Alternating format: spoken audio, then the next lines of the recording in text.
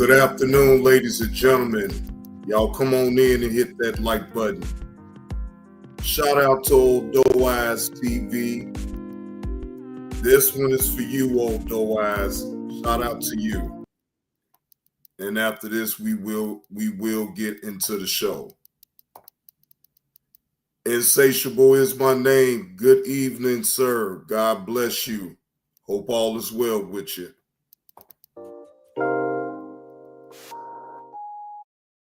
Hear that, brown skin lady? How are you doing? Jesus Christ. Brown skin lady better sing the hook on our song. Come on, brown skin lady. I love me some boo. Love me some boo. Hey, I love me some boo. Come on, I brown skin love lady, me you some better boo. sing the song. I love me some boo. She got on me on Sears channel.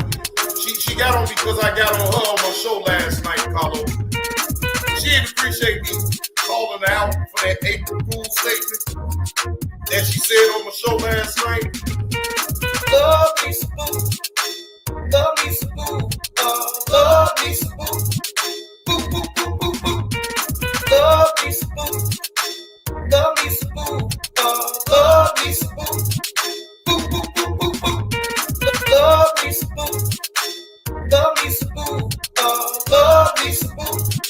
Boo, boo, boo, boo, boo. Love me some boo. Love me some boo. Love me some boo. Boo, boo, boo, boo, boo. She didn't like the way I came at her. You know, she took a very much issue with that, Carlos. So when I went over there to see his channel a little bit earlier, you know, she let me know what was on the mind, Carlos, about this situation. And she called me pussies, you know, she called me bitch ass niggas. Yeah, Carlos, she really got at my ass good. And do you know what I started doing, Carlos, when she started doing it? Love me some boo. Brown skin lady, you wanted me to argue with you. No, brown skin lady, I ain't gonna do all that. I was just bullshitting. And you know this, man. Shit. Love me some boo. Love me some boo. Love me some boo. Love me some boo. Love me some boo. Love me some boo. Boo, boo, boo, boo, boo. Love me some boo. Love me some boo. Love me some boo. Meaning that you don't have to submit to the way that you think respectfully and keep it a cute dude. Cause I love me some boo. Love me some boo. Boo, boo, boo, boo, boo.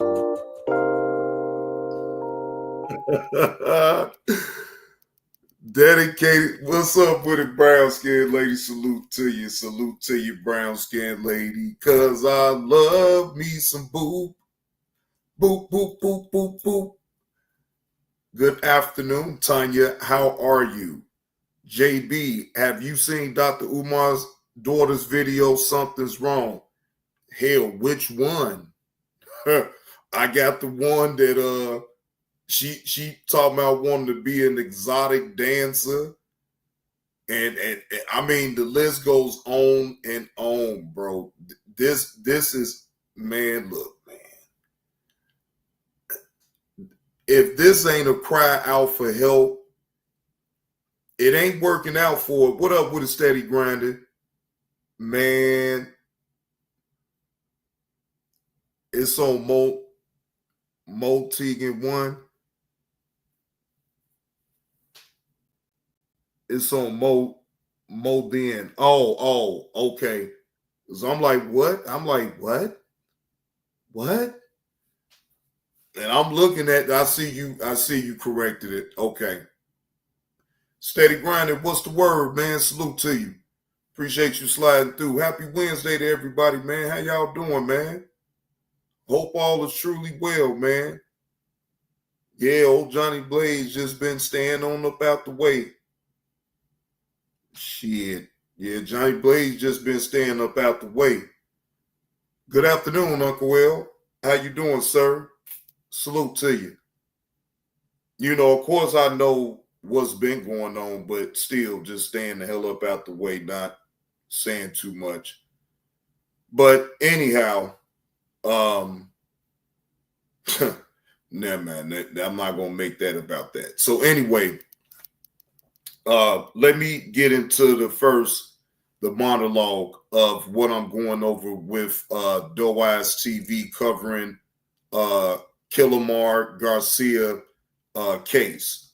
Right now, DoeEyes was live at the U.S. courthouse in Greenbelt, Maryland, outside, covering the Kilmar Garcia's case, and had the opportunity to interview Maryland State Delegate Denny Tarvez, and also afforded the opportunity to meet and ask a question to the attorney for Kilmar Garcia, Simon Sandoval Morschenberg, and I hope I pronounced that right. G, hey, good afternoon, G Mama Body. How you doing? Now the context of all this right here, as far as what he going through, Garcia was deported to El Salvador after a stop in Maryland. The Trump administration via military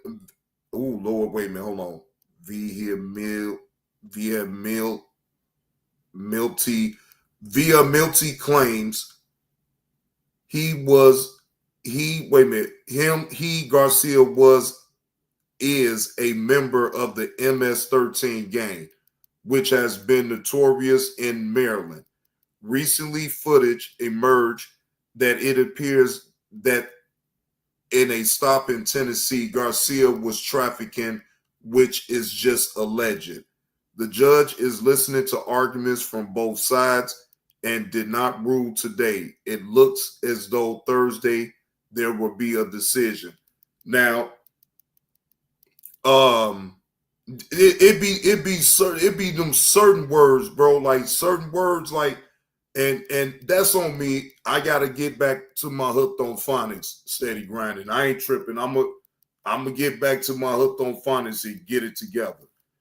But for the most part, in the context though, what do y'all think? What is y'all thoughts about the immigration laws and what they doing? Now, I don't agree with them stereotyping people and just sending them back just because of their nationality and they not from here.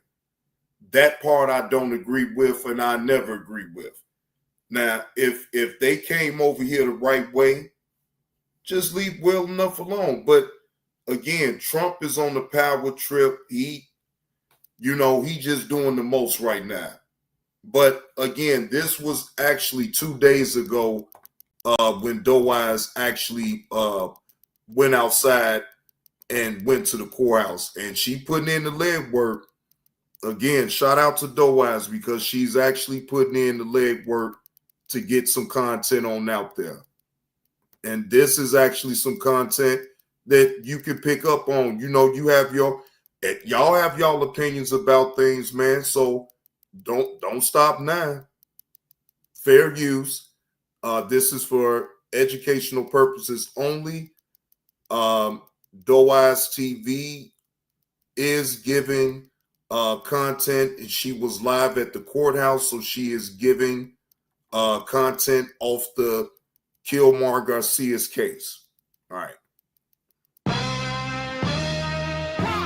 Your favorite TV shows are on YouTube. Enjoy.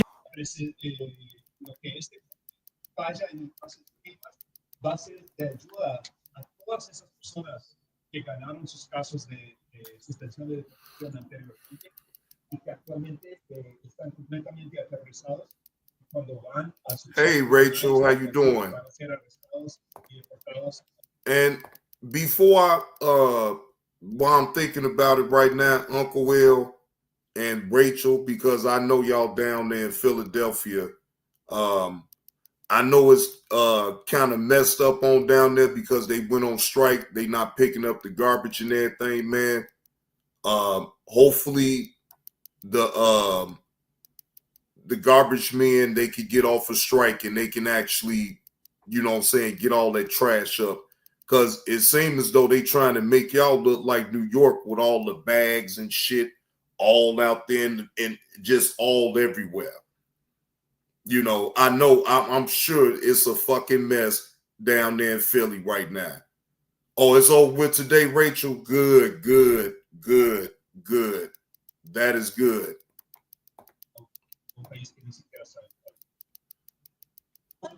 That's breaking news for sure. That is breaking news. Wait, you right. Breaking news, ladies and gentlemen. The garbage men from down there in Philly has got off a strike and they is back to work. Shout out to not being on strike and getting right. That's what I'm saying. I right. Thank you. Thank y'all. Y'all informing me about it right now. And that's a good thing too. So shout out to the garbage men getting back to the job, man.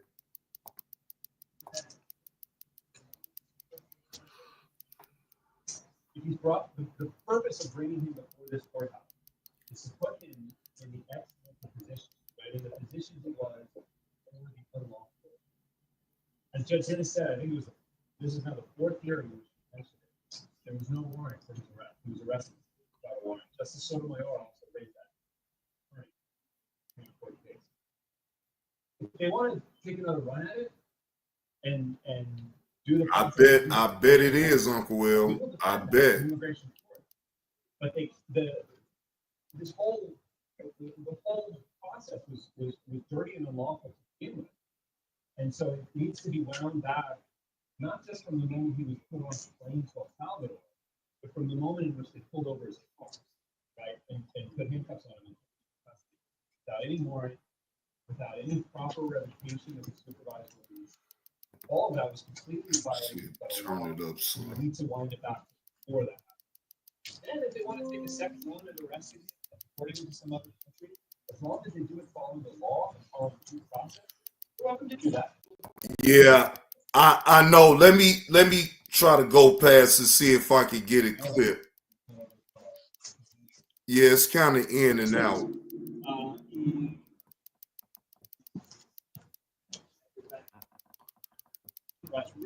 But DoeEyes is right there though. She literally right there.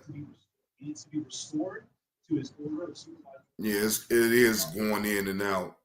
Oh yeah. What's the status of that withhold removal? Hold on.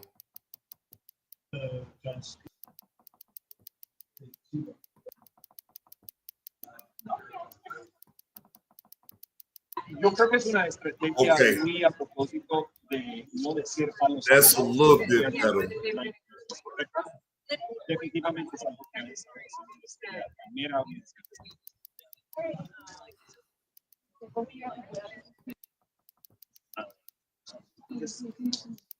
No, él no es el juzgado. Él ya ganó su caso.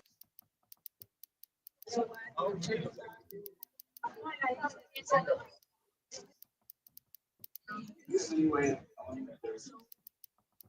let me, I'm going to make sure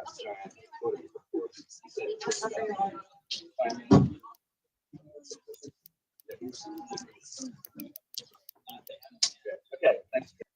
Wait a minute, y'all. I'm gonna go to the next video because the sound was just going in and out, and I could barely hear him. I already had turned it up, the volume on my laptop, so thought it was on me, but I couldn't hear. What's going on, Heck Money? I couldn't hear, so I'm gonna go to the next video.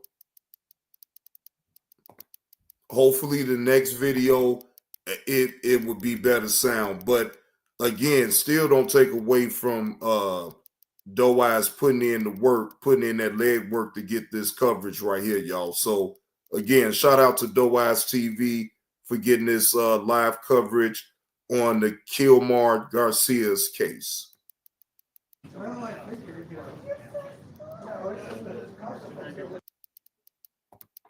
Greetings, and I am live at the courthouse in Greenbelt, Maryland, where the judge is listening to both sides in the Kilmar Garcia case.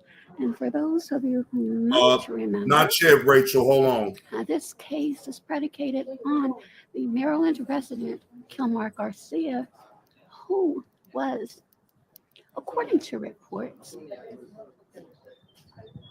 deported Whoa. via administrative error.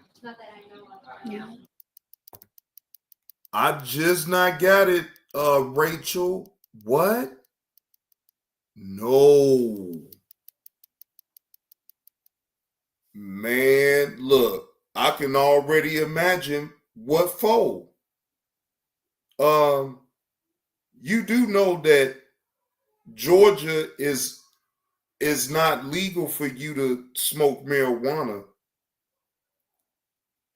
I mean, let's just be honest. It's not. It's not legal recreational. It's not legal recreational. If you have a medical card, then that would be acceptable. But otherwise, I could only imagine it had to. I mean, and I'm just guessing. So all of it is just alleged.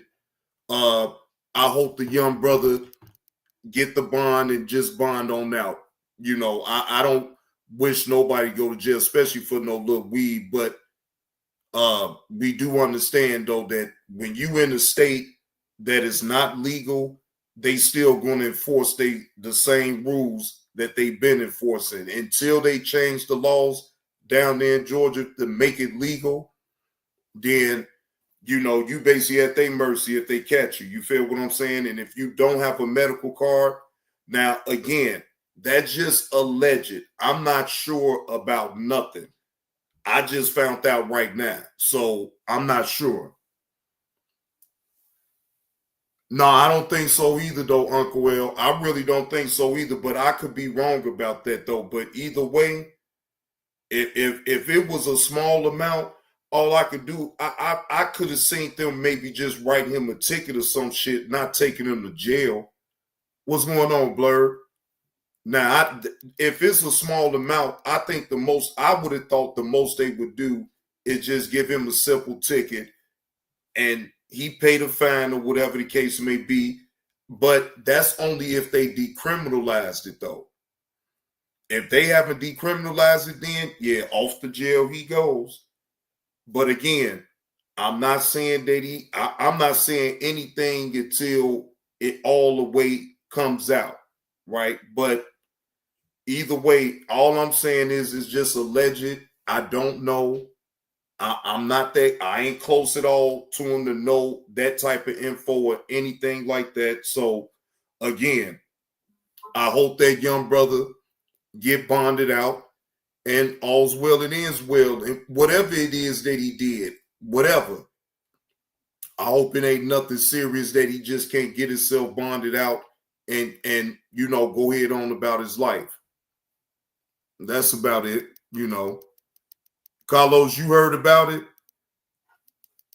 Okay, Steady Granted said you'll get a ticket. Depends on how much you got on you here in Georgia. And also it depends on where he at in Georgia. Yeah. Oh, he good? He out? Okay. All right, we'll see it. Salute to King Outlaw Anthony for being out, man. He good then. So it's all good. It must have had to been, and again, I'm just saying alleged because I don't know. But the only reason I see him going to jail is because he got caught smoking some weed. And that's allegedly. Those that are coming out there on a 15-minute recess. Hey there, Joy, how are you? I am doing well. Make sure you all tap that button. Tap the like. Tap Because the this like is a button. very, very important case. Right? And we have several people out here waiting for those that are inside to emerge from the courthouse again. This is live in Greenbelt, Maryland, where a judge is hearing both sides as to where. No, Joy, I'm at the courthouse. I am at the courthouse in Greenbelt, Maryland, covering the Kilmar Garcia case. And that was the, again, Maryland resident who was deported to El Salvador per administrative error. He has been there for a while. He is now in Tennessee. And there are many who are fighting to have him returned to Maryland. According to a couple that have. Now, again, I will say this. That man was here the right way, and being so he really wasn't illegal, and because of his status, so to speak. See, this is out of control, y'all. To me, this is out of control. It's one thing to contain your country and protect it, but it's another one when you sit up and violate people's rights. If they come to this country, they are awarded the same rights and privilege as everyone here.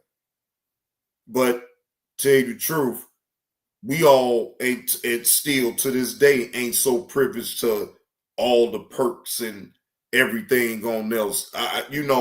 It's so lopsided to a certain degree, but at the same time, you don't never let it get to you. You find a way, you dig. Eventually you will get there if you keep fighting. You feel what I'm saying? But in this situation here, that's unfortunate that he had to be taken away and being deported all the way to El Salvador. Like damn. If he came, like I said, seems like to me that he's over here the right way. So why would they even mess with him in the first place? Now, I don't care if you go after the ones that get over here legally, that's one thing. But why mess with the people that's over here the right way? The ICE thing is getting out of control. Trump is taking it too far. He don't like a person, he threatens to sick ICE on him. Right, Blurred? That's what I've been seeing. That dude is wild as hell, man. That's all I got to say. He wild. Come out of the courtroom. They are in recess, but a decision will not be made today. There has been murmurings that they may bring someone in from ICE. You too, Joy. Thank you. What if you can create your own website by saying, this is what I want? With Wix, you can. As you can see, there's a sign right here that someone left. Oh, yeah. You take care as well. And I Right, thought Rachel. someone very familiar was here. I'm going to check in a minute.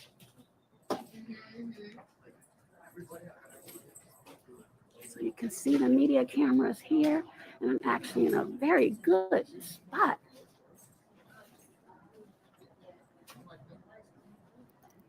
Wait a minute. I think this the one that think DoeEyes gave it. She was able to talk to the attorney for Kilmar Garcia. Wait a minute, hold on. I don't think this is the lawyer.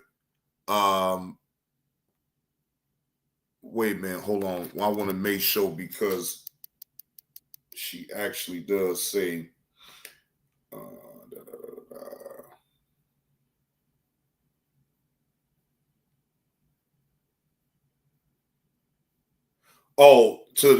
that must be the Maryland State delegate right there. Okay, that's who she is. Okay. All right, so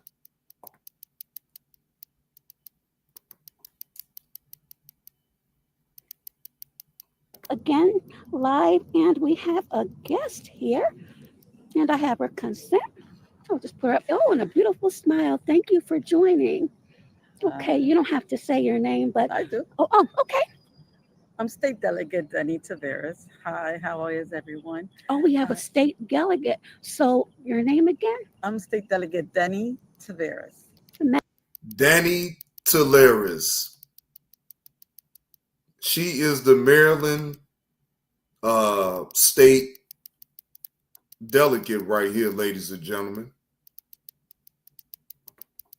Adam Tavares is here with Lise live at Greenbelt as we are covering the Kilmar Garcia case. So, Madam has said that she was in the courtroom, and your perspective, please. And So thank you. it is a trying day. We had a rally this morning, and now I spent the morning in the courtroom uh, to hear the case arguments, and it's concerning, right? Because the big issue is obviously is that they're trying to scare the public about this gentleman, right? And they believe that he is a menace, to society. And the fact is that this is a guy who came to this country as a child, who might not have been the best when he was a kid, and was able to settle, uh, get out of trouble, get, you know, get married, have kids, get to work, join a union, and, just be a guy about his business and his family. And it makes it seem like no one's redeemable, like no one is able to um, to remake themselves or get. Now, I do agree with that. I believe that everybody has their own redemption story, so to speak, right? So you're right about that, but it's just still certain things that deep, like certain things that a person can do, like being on the sex registry, being a sexual predator, like that type of thing right there. To me, that is an unforgivable act. To me, I know you're not supposed to harbor that with you and all this and that, or whatever the case may be, but something like that, it just that really just irks my soul. React, get a second chance at life, right? And that's my issue with this. And even he was caught illegally. He was basically kidnapped off the streets for Tennessee no, here, okay. Because I was thinking about here, that Tennessee. Right here down the street. He was picked up for wearing a Bulls cap and a Bulls t-shirt, and that's concerning. That tells me that right now the case that's being brought before this court is that. Wait, because he had on a Bulls hat and a Bulls shirt, so damn, he can't have on no. Oh, damn. I guess he wasn't supposed to wear no Chicago Bulls paraphernalia in Maryland, huh? That ain't funny, but damn. For wearing a Bulls t-shirt, he can now end up in South Sudan. And that's the argument that's being brought before this court today. Okay, so that's what I was hearing. They're not sure if they're trying to, I think, remove him from Tennessee to bring him back to Maryland. That's what they're rallying. Yes. The argument the reason why we're here is that there was some trumped up charges that they're bringing up in Tennessee. And they're saying if it had been that serious, it would have been brought before. But they did it while he was still in El Salvador. And so they didn't even have jurisdiction.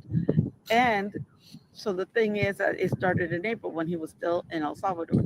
So the thing is, why are we trying this case in Tennessee when it should really be tried from the minute he lost his freedom, which was Maryland?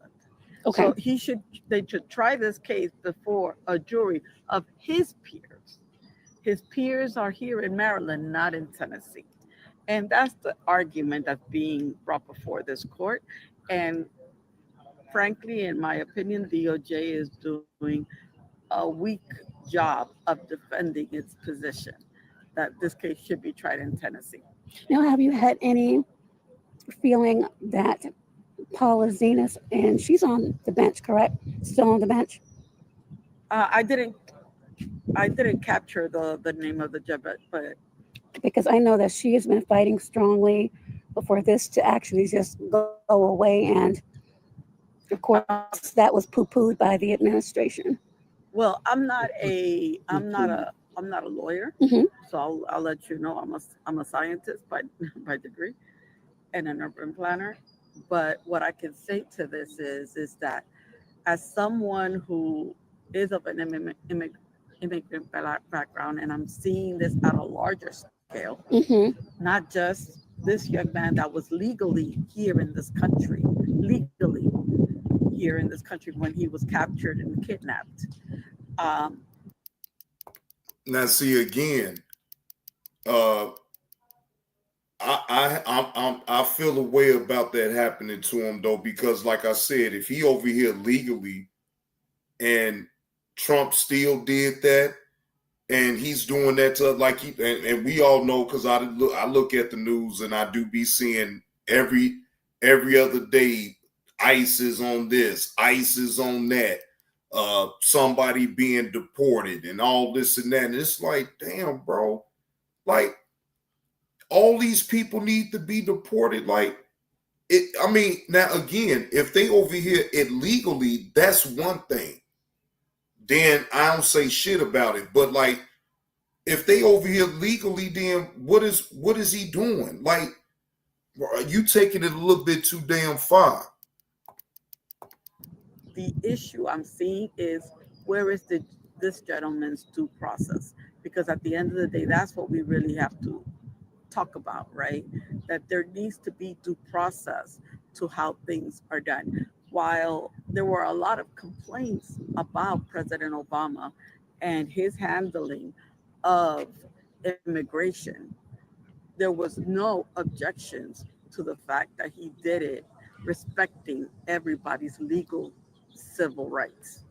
Here it's like you could just be picked up walking while brown or walking while black. I mean, there is simply no rhyme or reason. What's happening, Lou? To what's going on right now. And to have people with literally unmarked cars, covered faces, masked faces, no badges, no tags, no numbers, no warrants, nothing, just picked up randomly in the streets.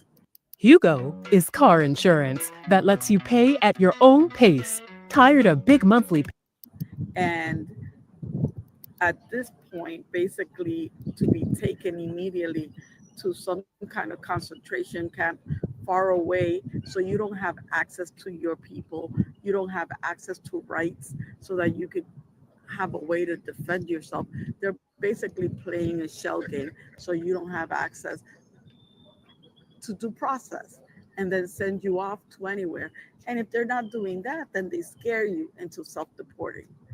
I heard about that as well. I think they was offering a stipend for those that agreed to self-deport, if you will. Exactly, so that they could say that, oh well, if you don't self-deport, we'll send you to South Sudan.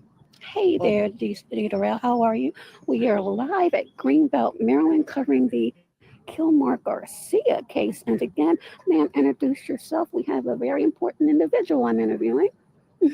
Hi, everyone. Again, I'm State Delegate Denny Taveras, and I represent Prince George's County in the State House.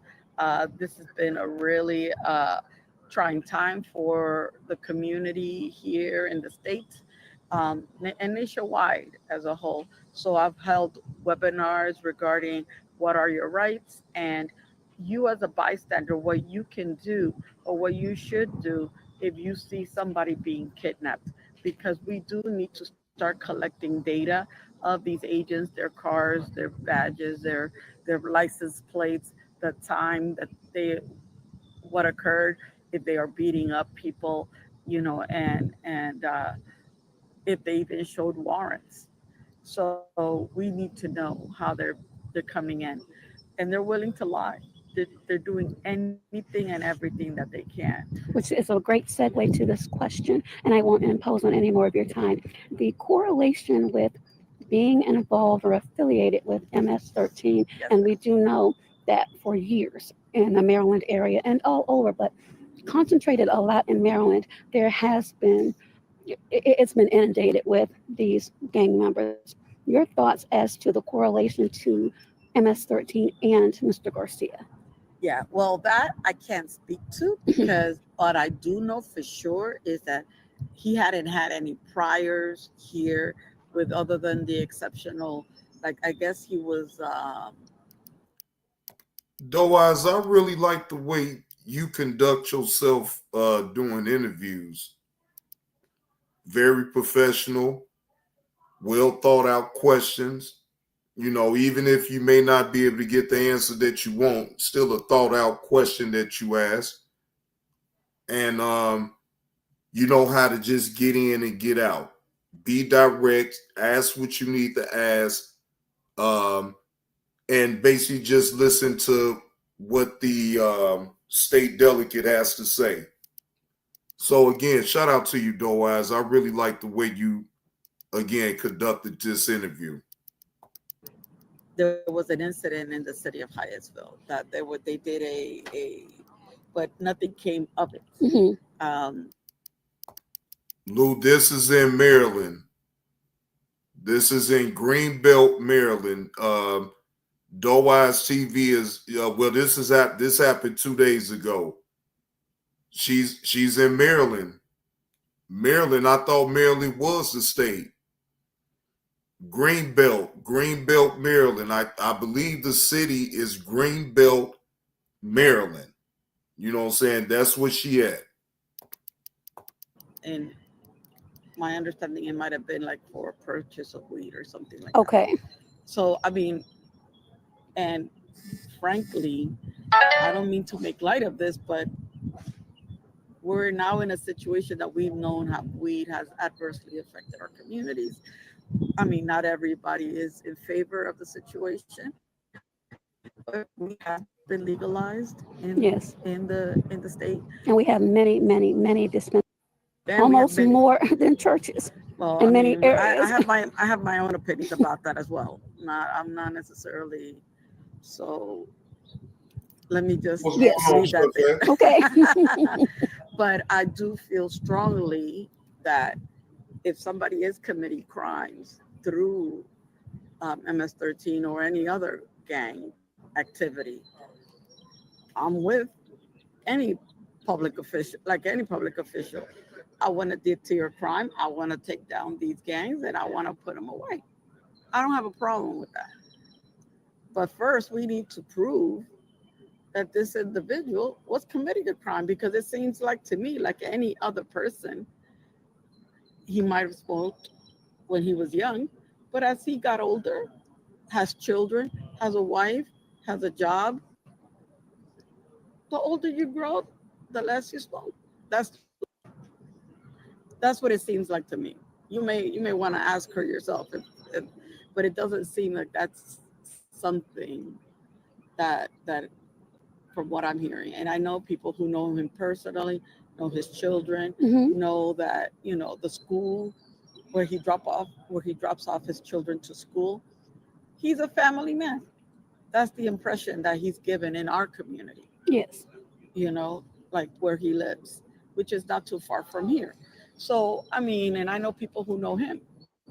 And based on what I'm hearing from those people who are civic leaders, the guy is great. So I'm just going to say, you know, I'm sorry.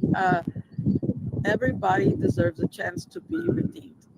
And this guy, luckily, he hasn't any priors.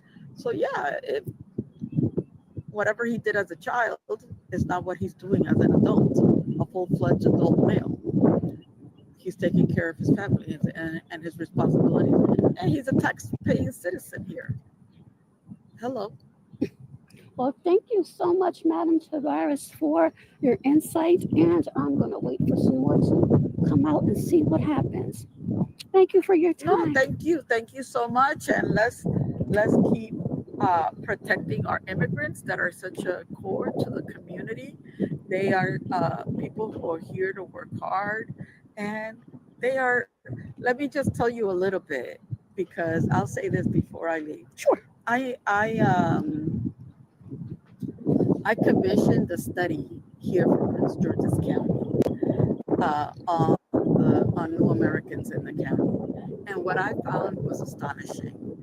That 6.9%, $6.9 billion of earnings come from new Americans. 6.9 billion in income, 9.1%. Earned income is 6.9. 5.1 billion in spending power, 1.8 billion in paid taxes, and 12 billion in GDP to the county. That's one in every $5 that comes to this county is through the hands of a new American. Wow. So if these people were to leave, and I think that the government, the federal government is miscalculating that.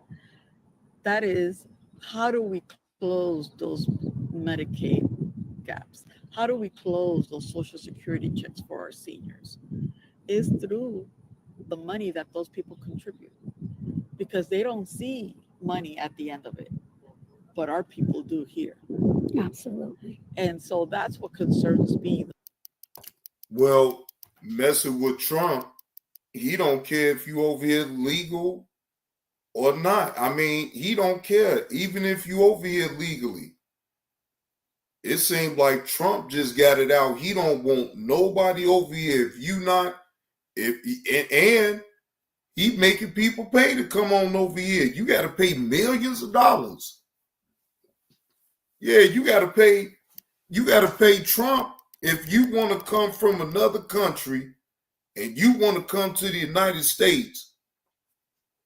He charging folks to get up in the United States. I think like it's going to rate is like 7 million. I say 7 million.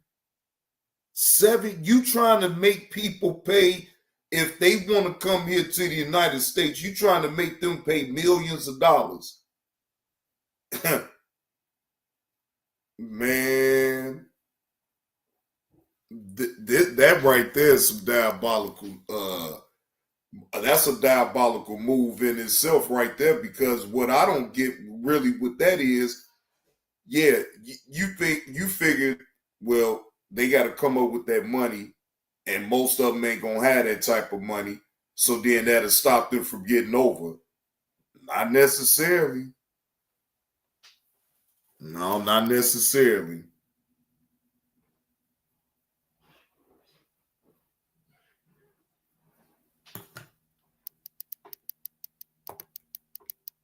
So let's move on from the delicate. Shout out to her. I want to see her. I want to see the conversation that she had with the attorney. I think it's on this video right here. I believe so.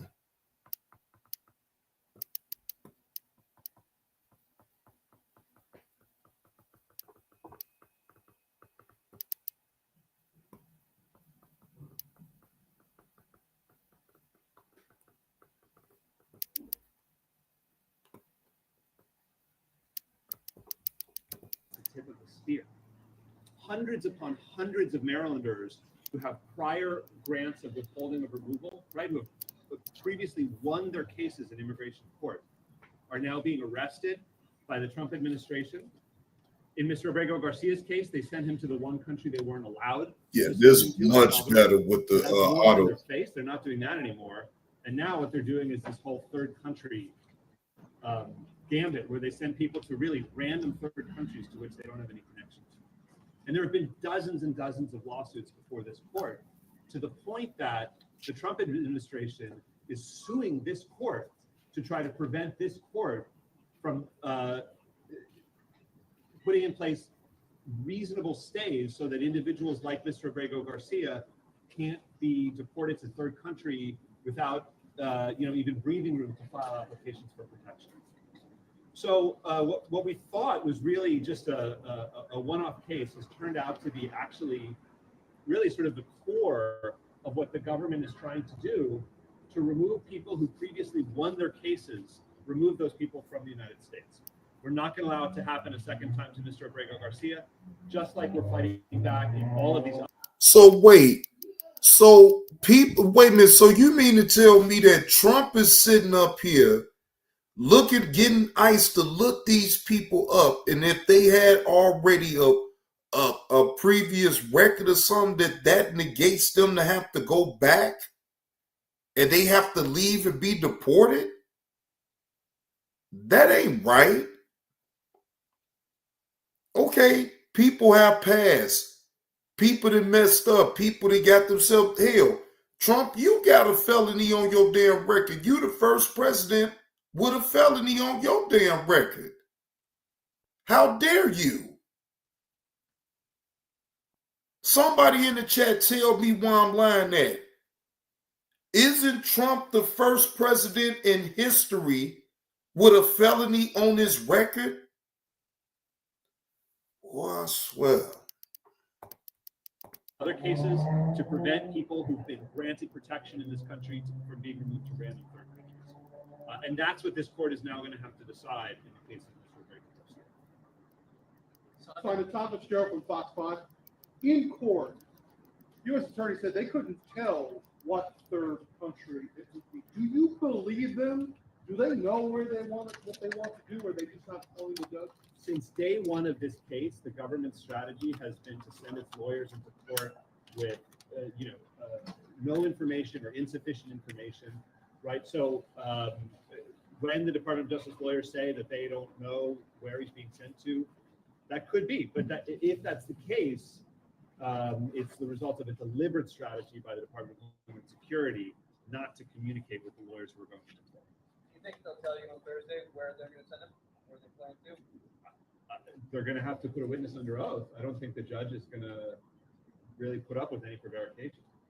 If the concern is about what happens next, and I know he's set to be released next week in Tennessee, would you rather see Mr. Abrego Garcia remain detained in Tennessee if the concern is that he is picked up again and deported to some third country?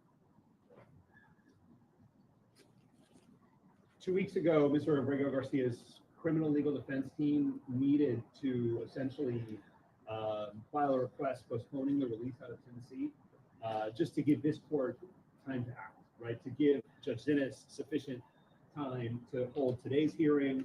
At today's hearing, she determined she needs an evidentiary hearing. She's doing that on Thursday. It's an incredibly compressed time frame. I'm confident that she's going to rule on our motion to bring him to Maryland prior to July 16th. So, Simon, just to be clear, then you believe when you said that you expect that his attorneys in Tennessee will drop their request that he be held in U.S. Marshals custody, that they will drop that request and then he'll be taken into ICE custody? So the criminal attorneys in Tennessee requested that he be held in criminal detention in Tennessee through the next hearing in that case, which is on the 16th of February. That's why we're asking this court to rule prior to the 16th of July on our motion. And what the motion is asking for is that when he be released from criminal custody in Tennessee, he be brought here into this building. And if I can follow up, when the government said they're not going to, and they didn't use these words, but they're not going to pursue the criminal case if he's deported to a third country, what does that say to you? Yeah, I don't really want to comment on the criminal case, but it was quite revealing at the start of the hearing when the government lawyer seemed to imply that the indictment was at least in part in sort of posturing for the government. That was a very interesting moment, but I'll leave comments on the criminal case. ¿No nos puede explicar en español lo que esperan para el jueves? Por supuesto. La última vez que Kilmar Abrego García fue subido a un avión, él no sabía a dónde iba este avión, sino hasta que el avión aterrizó en el aeropuerto de El Salvador. Lo que estamos peleando ahorita es para que esto no vuelva a suceder. no El Salvador, sino un tercer país con el cual él no tiene ninguna conexión. Sería México, sería Libia, sería el sur de Sudán, sería algún otro país que ni siquiera hemos imaginado todavía. Lo que el gobierno está diciendo actualmente es que lo quieren enviar a un tercer país, pero no saben, supuestamente ni siquiera saben cuál. Entonces, es la estrategia que han utilizado desde el principio.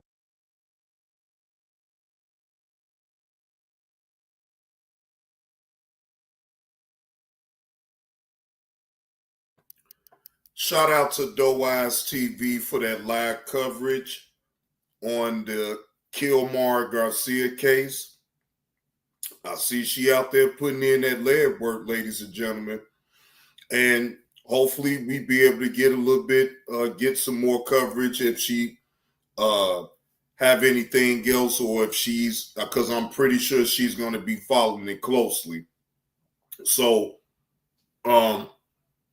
if any updates about this case comes up, and I'm sure I will be doing a show about it, because, you know, look, I don't have to be all political and all that, because, see, to me, I don't trust either side.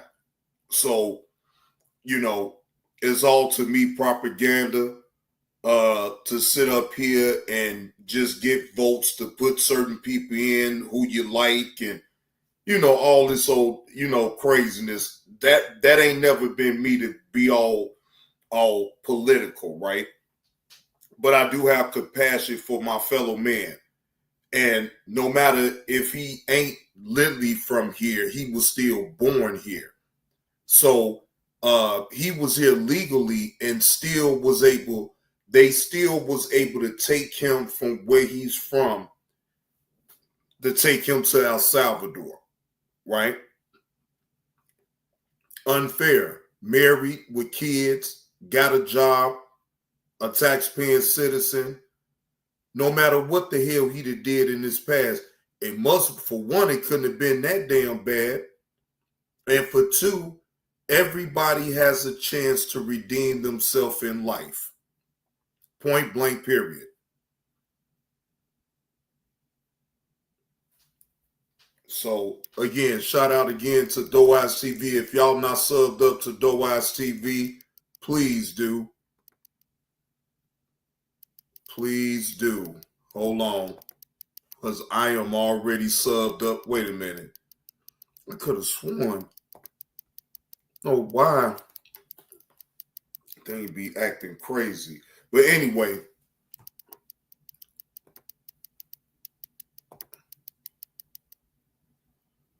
Hold on.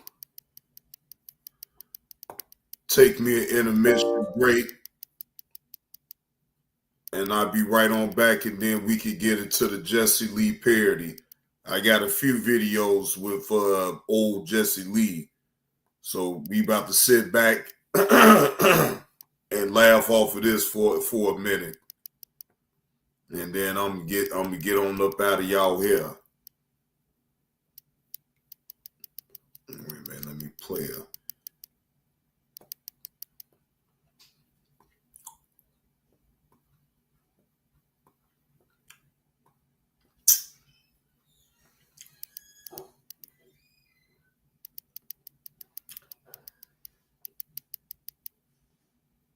Wait a minute, hold on.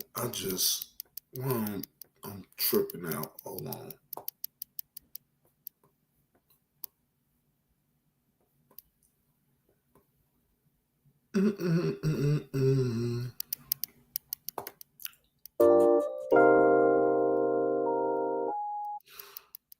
But I know one thing, bitch. Hey, City, Before Glenn. you go over there, bring your motherfucking ass over here, motherfuckers. Sister T. Hey, daughter Zion, what's the word? What I will say is he's from Maryland. He's an immigrant, and the Trump administration took him against his will and shipped him out to El Salvador, right? So DoeEyesTV went to the courthouse on where they trying this case at. They're trying to get him back in Maryland. So Trump then sat up here and scooped that man up. He married with kids, got a job, all that shit, right? But because allegedly he didn't have a pass, I guess that warranted Trump and, the administration to seek ICE on them and deport him to El Salvador.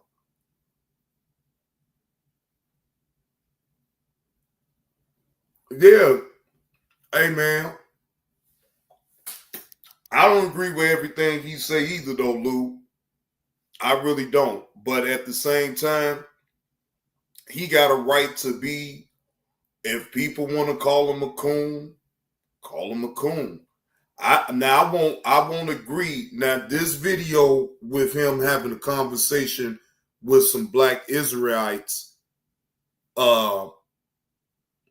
they was calling him a racist. And just to give y'all a brief summary about that, I disagree with that.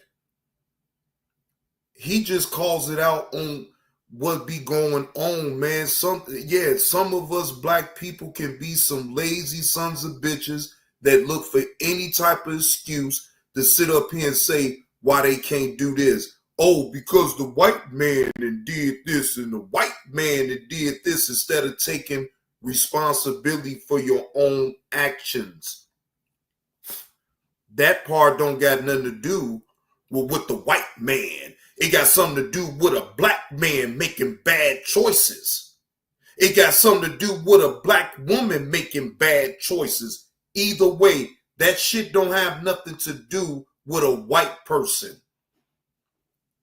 So I get real irritated when I hear people, our own people, sit up here and act like that shit is a crutch. They want to lean all the time on the white folk. White folk this, white folk that. You a racist. You talking down on your people. But hell, you got motherfuckers right here in front of your damn face that talk down to people and then want to sound all smart and great. So what's the difference in Jesse Lee? What's the difference in him saying he rocks out with white people? Okay. That's him. Again, you got to understand where that man is from. That man is from Alabama.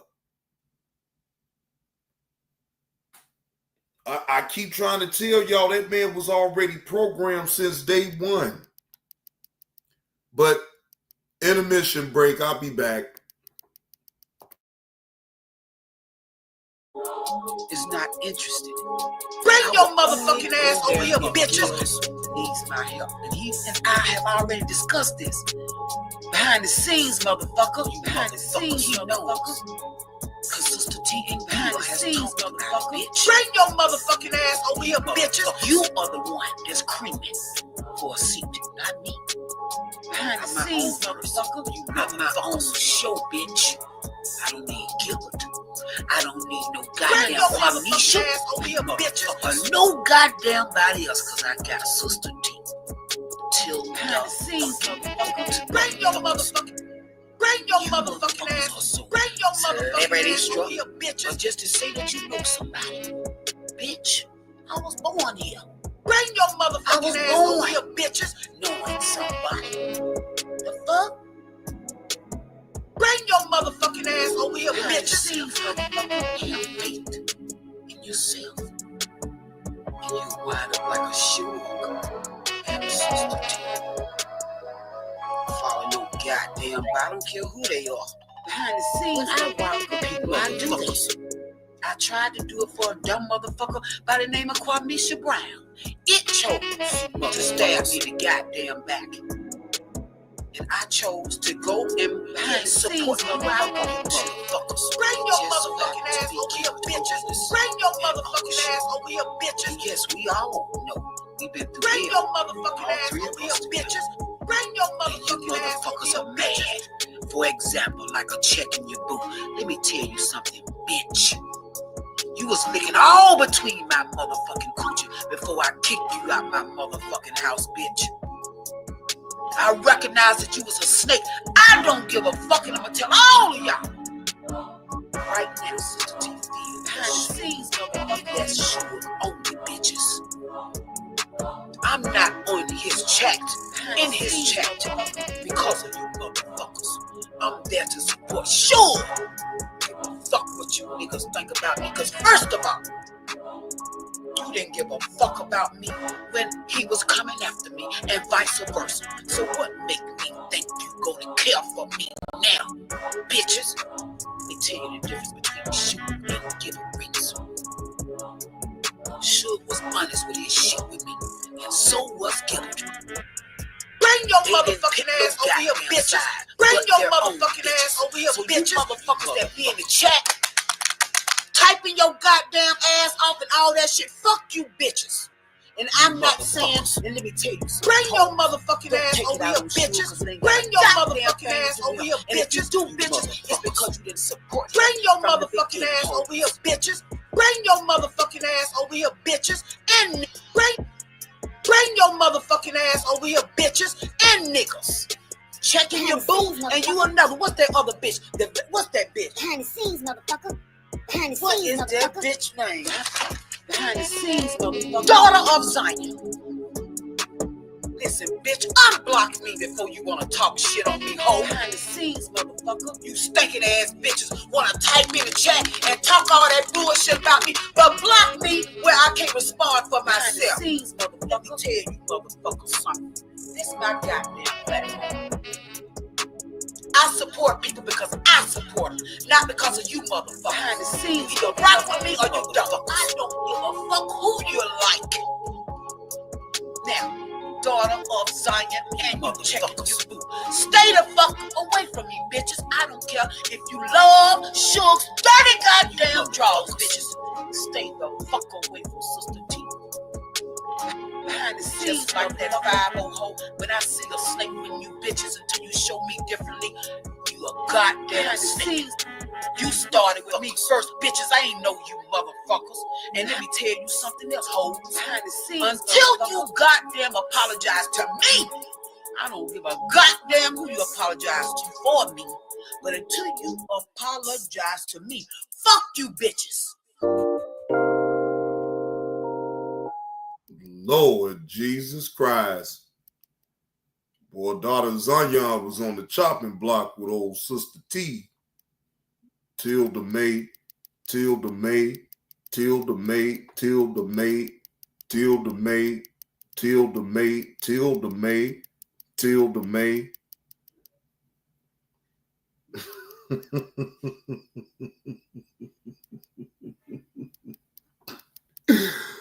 Oh shit though, daughter Zion, boy, that was hilarious though. I didn't even know where that came from. And shit, hell, I don't need to. You said you didn't do shit, so it is what it is. But nonetheless, let's get into the second video. All right. They think Jesse is racist. Jesse Lee Peterson debates Black Israelites. All right. Fair use. This is for entertainment purposes only. Only to give my reaction to the conversation that is had with Jesse Lee Peterson on The Fallen State. What if recording high-quality content, editing like a pro, and streaming like a star was as simple as hitting record? Exclude nobody. So how about you? You love white people? Oh wait, I gotta get it from the very. Asking about white people only. Well, I'm gonna keep saying everybody because I don't want to exclude nobody. So how about you? You love white people? I love, like, we're not born to hate anyone. Right. You paused on that though, and you did not answer the question straight up. Now I ain't saying that you hate white people or nothing like that, but like you showed pause, like I guess you figured like what type of question is that? Do I love white people? Jesse Lee be throwing them off with that question. Do you love white people?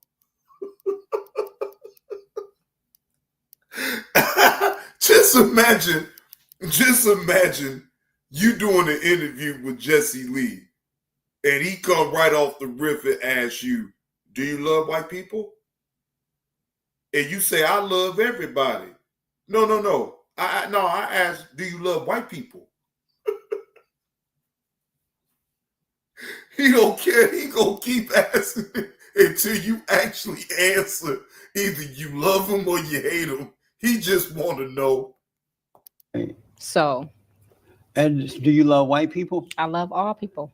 Do you love white people? Are The they considered Caucasian. people? Well, they're the we're only not group I'm the, asking about. we're Do you not love racist. white people?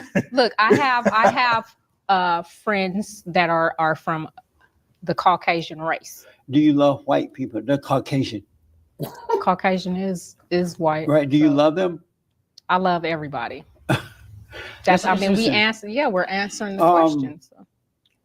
And so what's the plan? Do you plan on moving back to Israel? Well, what's going to happen is, according to the Bible, the Most High is going to. You want to get some scriptures on this? Oh, yeah, but let me ask you this first.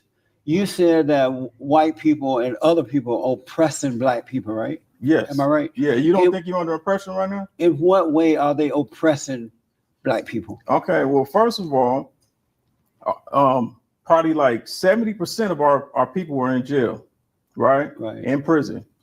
Gang activity and drug activity is set up by the government.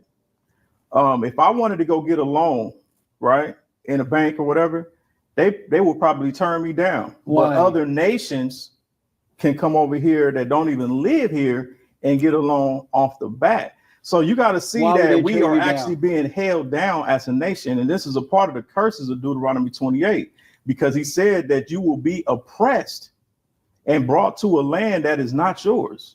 And so we've been here. The first slave, they say the first slave ship came here 1619, right? It's 2018. So we almost in a 400-year period, right? So we were supposed to be oppressed for almost 400 years. So we're approaching that time. Not saying that when we get to 400 years, that's when the Mashiach gonna come back, but we are approaching and we're getting closer to our curses being lifted off of us, because we've been held down for 400 years. Why wouldn't they let you have a loan at the bank? If you went to the bank and said, "Hey, I'd like to get a loan," they would say no to you?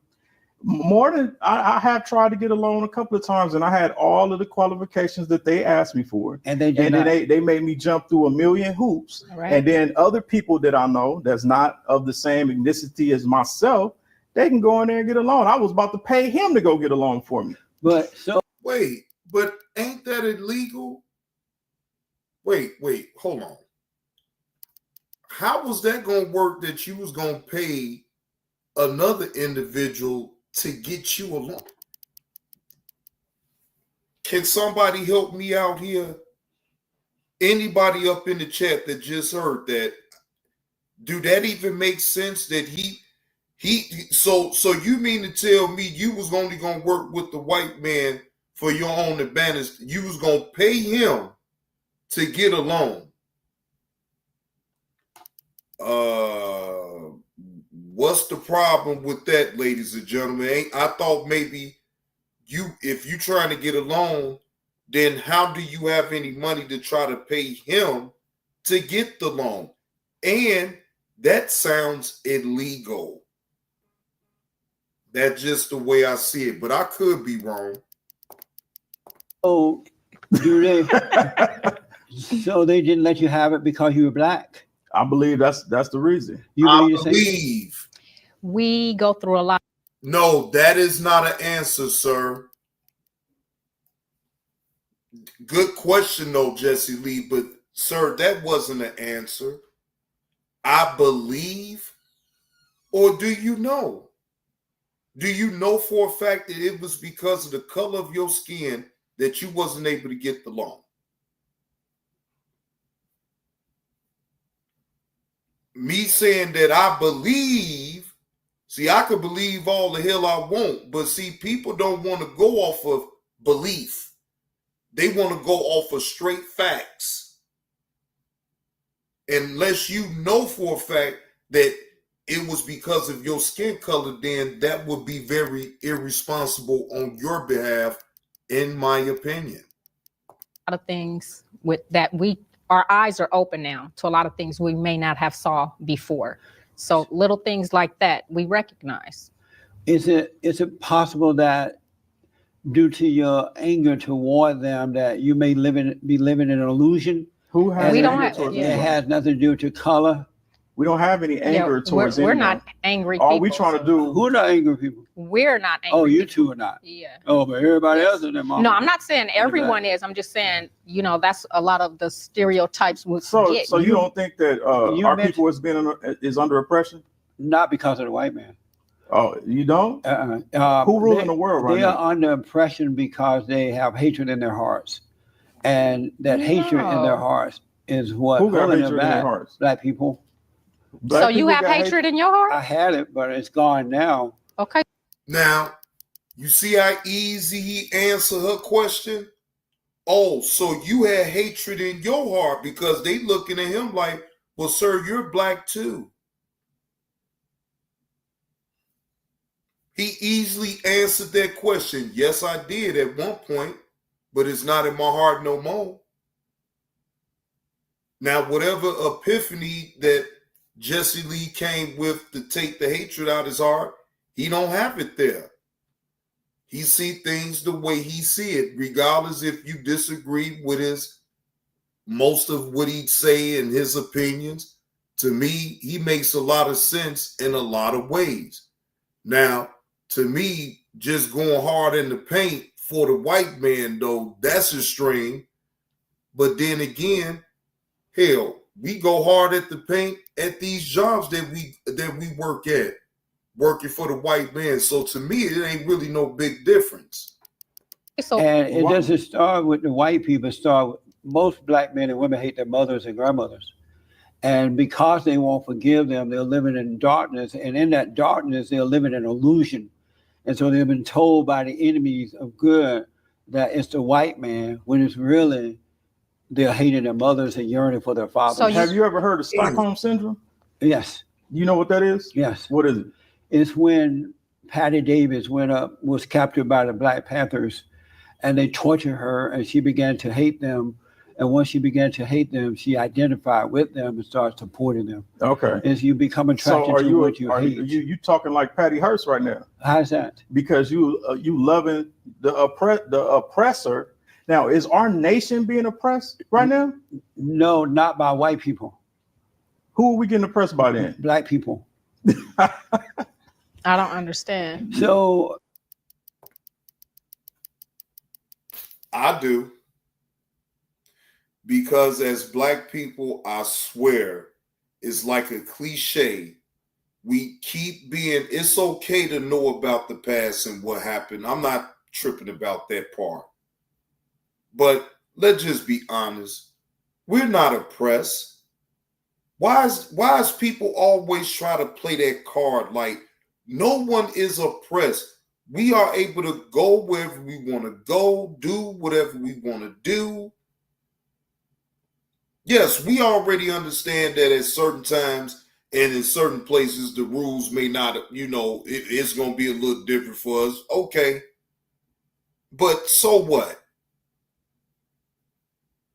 We still, if you walk with your head up high and you just respect people in its entirety, then we don't have these type of conversations. These type of people that sit up here and always got to take shots at the white people, to me, that ain't the move.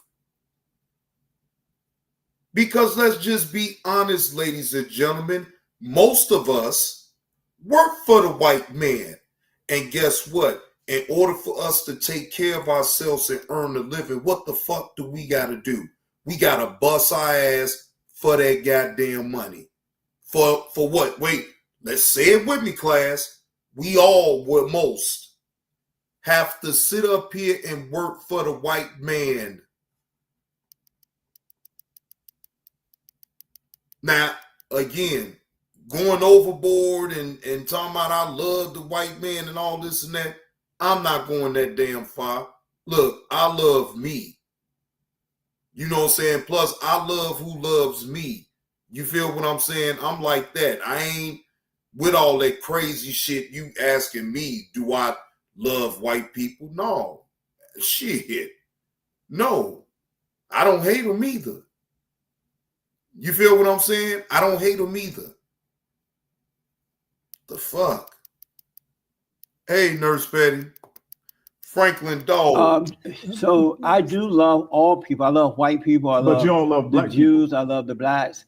But you can't say you love the whites. Yes, I did. I said I love everybody. No, everybody is not white.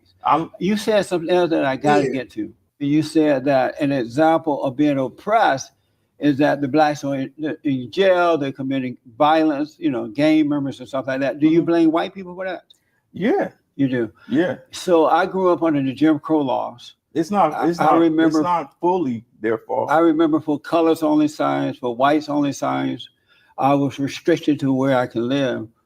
But because we had fathers and mothers getting married, out of wedlock birth was an embarrassment. Abortion was unheard of. Blacks were taught to work and build. I had family members who owned land. Some of them never worked the plantation because they owned land and did their own thing. They were not going to jail. I didn't grow up with one person going to jail. No one around me was going to jail. If white people were oppressing and we were under the Jim Crow laws and they were causing black on black violence and incarceration, why didn't we see it then instead of now? Why didn't we see it then?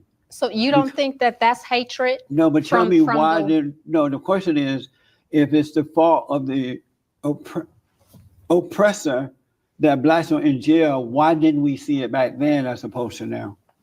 Why didn't we see it back in Jim Crow days? Yes. Actually, our people was more actually structured back in those days. They was fighting for their equal rights. They was more organized. They were not organized. Yeah, right they now. They weren't even thinking right of being now, organized. Everybody is going it's for not self. True. They were not organized at all. They were living. They were not identifying with preachers. They were not identifying with black politicians or anybody. They only got their identity from family, from God, and from family.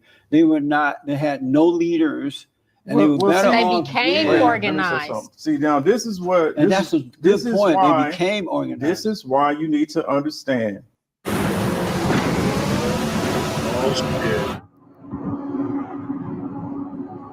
About a Hebrew Israelite, because when everybody understands who they are and why things happen the way that they happen, then you will understand where you're going. You understand what's taking place. You understand that we need to move forward and do what we got to do for the Most High. But why didn't we see incarceration and abortion and all that junk during the Jim Crow era, as opposed to now when blacks are free? If it's a white man, well, you know that abortion is being pushed by the government upon our black people. I know, but the point is, when blacks were under those laws, why didn't we see incarceration and all that happening then, as opposed to now? Well, right now, I think that they locking a lot more of us up. They have the 3 strike law, right? So you can get in trouble for one thing, and you can get 3 strikes off that one thing. So now our brothers and now the jail. You're not telling me why it wasn't out of control prior to the Jim Crow laws. Prior to overcoming the Jim Crow laws. Why didn't we see it then if it's the white man who is oppressing black people? They did see it then. You don't think didn't grow up who was they marching against? Right, who was spraying us with water? Right. Now, you can't really attest to that. You're not as old as Jesse Lee. Now, I'll go along with Jesse Lee speaking about that because he lived in it. Again, he's just an Alabama kid. He's just a kid from Alabama. Let's not forget now, in Alabama, if anybody knows about Alabama, boy, that is like a little country of their own. They seclude themselves away from everybody. They go off of their laws. They don't give a fuck what's going on around them. They worry about what's up in Alabama. That's how I've always known it to be. You feel what I'm saying? Even as a little kid and my dad being from Alabama, at least that's what he told me. Yeah, still racist and all that shit. You feel what I'm saying? It's like they own little country, bro. They know you are out of town, and they'll smell the out of town up out of you. You go down there, they'll troll your ass and make your ass try to get into some bullshit. Next thing you know, you in the prison system down there in Alabama. Do you think that I will ever take that type of chance in Alabama? Fuck no. Man, I'm not going down there, man. I'm not. See, and that's why, you know what, never man, let me not go there. I don't want to get sidetracked. Never mind. Hoses. That's oppression. But it wasn't oppression. It was a wrong law that was put on by the government, Democratic Party, by the way, the government, and it wasn't oppressing us. We didn't feel oppressed. We saw the signs, but because we were free within and we Did Martin believed Luther in King God. think he was getting oppressed? Yeah, no. He The only didn't? thing that Martin Luther King did and should have done and then dropped it was to fight to change the laws, and so that the same laws that govern and protect white folks were applied to black people. Well, the white Other people, than that, blacks would have been fine even the white today. people that you love go against you on that. They gave Martin Luther King his own day. When you say that I love, because they think that the things that he was fighting for was justified. You wouldn't even be able to sit in the front of the bus if it wasn't for Martin Luther that's King. why they need to change the laws. Huh? That's why they need to change the laws, because he had to do drastic things to change the laws, and he did his with peace. We got Malcolm X. When you say the white people that I love, am I not supposed to love them? Yeah, I'm saying you love Should them. I but, love white people? But do you think you white? So let me or ask do you think you what are you? I'm asking you, should I love white people? Yeah. Yeah. Yeah. But if they why love do you say the white people that you're supposed to love? As though I should love them. Because what I'm saying is the way that you're expressing your love is different from mine. How's that? Because you're condoning wickedness. How's that? Because it's a lot of wickedness that takes place that they have done against our people, and you want to have a blind eye to it. How am I having a blind eye? It's like okay, you're now not when we came recognizing. over here in slave ships, was that racism? No. That It wasn't wasn't? racism? He just playing. Why do you What say kind of that? show we on, yo? Why do you say that was racism? To capture and force people to go somewhere that they don't want to go. And who were the racists promoting that, doing that?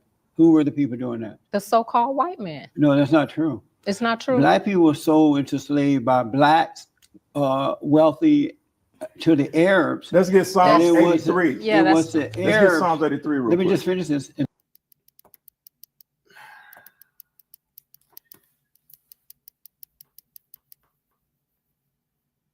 Well, ladies and gentlemen, I guess I assumed right.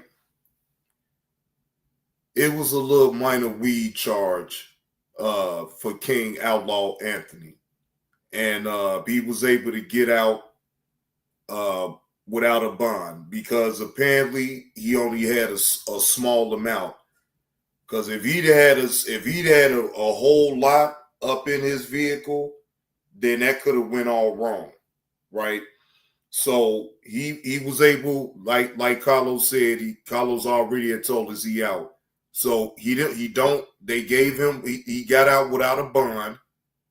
And yes, what I thought, because I said alleged, because I didn't know. But yes, it was about the weed. Gots to be more careful, especially down there in Georgia. You're not even from. You can have people down there all you want, but unless you from there, he got court. He got court. Yeah, they gonna probably make him just pay a little fine, KTC. I don't see it being no real big deal. It just, you gotta be careful. You gotta be careful on how you move, especially in Georgia.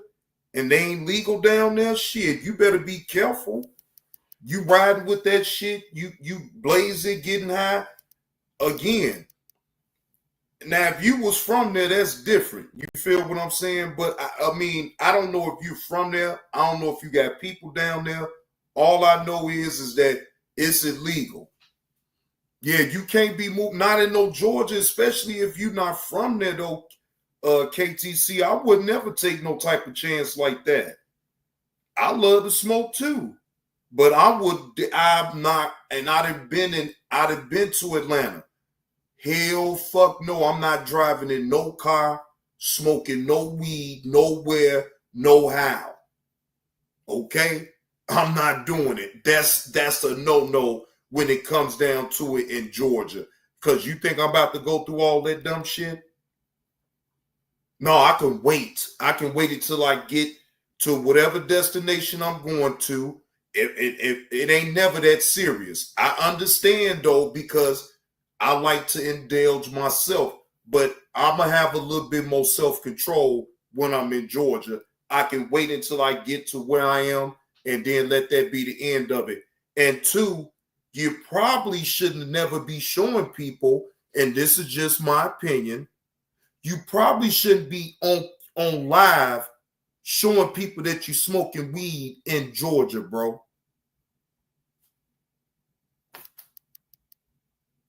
Think about that. Now, even though you wasn't riding and smoking and all this and that, you showing yourself in Georgia smoking, that ain't to me, that ain't the move. Man, steady grinding. That man, look, I ain't gonna even lie. I know how it is when you want to get in the car, roll your blunt up, you know what I'm saying? If you got a sunroof top on your car or truck, whatever, right? And get on the E-way and just smoke. I trust me, I get it. But bro, I'm not putting myself in harm's way. See, Georgia is a different beast, and they stand on certain things. They do not that type of thing.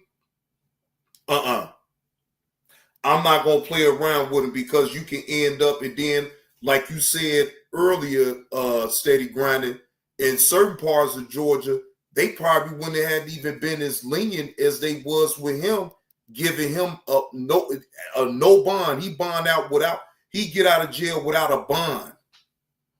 Yeah, I don't want to be scared, worried about if I'm riding, if the police here in the cut and you smoking, you're gonna miss something. Next thing you know, the police right behind your ass hit the sirens. You be like, oh fuck. It ain't like you can get the smell up out the damn car before they come up on you. So you really fucked. They gonna get you clean up out the car. Excuse me, sir. Can you step out the car, please? We smell marijuana up in the car. At that point, your best bet is just to go ahead, right? You high gone, out of there. Just tell officer where the rest of the weed at. Make it bet on yourself, because then if you make them have to go ahead and do some real work, oh, they really gonna bury you. And look, steady grinding. They do out of towners way more worse than the regular residents that's there. So just imagine you not even from there. You caught a break on where you was up in Georgia. You was in Atlanta, so you caught a break, because I believe if you was in any other city in Georgia and they caught you, man, please. High gone, freedom gone, car gone. You said that's why he didn't get a ticket. See, that's what I'm saying. So he caught a break. Again, steady grinding. He must didn't have that much for him to really book him. You feel what I'm saying? It's only if he'd have had a nice little amount up in the car, then his ass was gone. He might have had under a 3.5. I guarantee you it had to be under a 3.5. It could, or less than 7 grams. He couldn't have possibly had no half with him in that damn car. Because then, if he'd have had a half in that motherfucker or more, he would have had, then he would have, you know what I'm saying? I think he would have had to sit up in there to his court date, unless he would have got somebody to bond him out.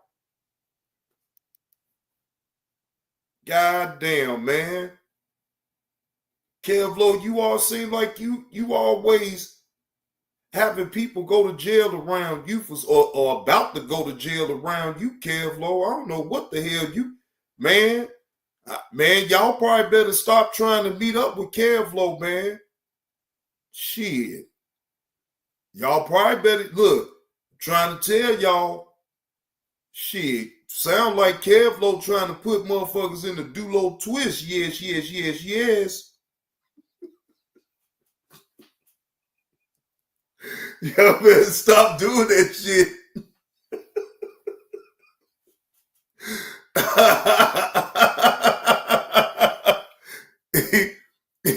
Wait, KTC, he said 5 days locked up. Shit.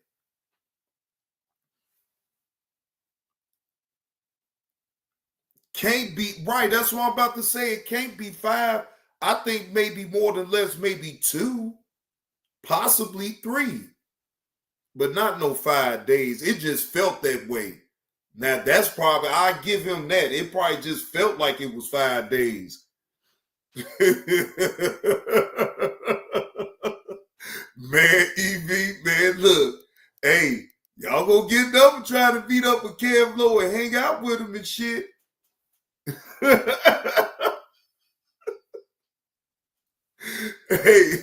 Hey, I'm not lying. Hey, y'all better watch out, man. Yeah, Dr. Zanyan, he out. Yeah, Dr. Zanyan, he is out. And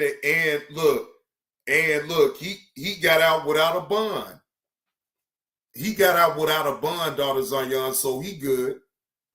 Yeah, please, you already know it ain't serious. If he got out without a bond, then he didn't have that much on him in his person in the car. So he good.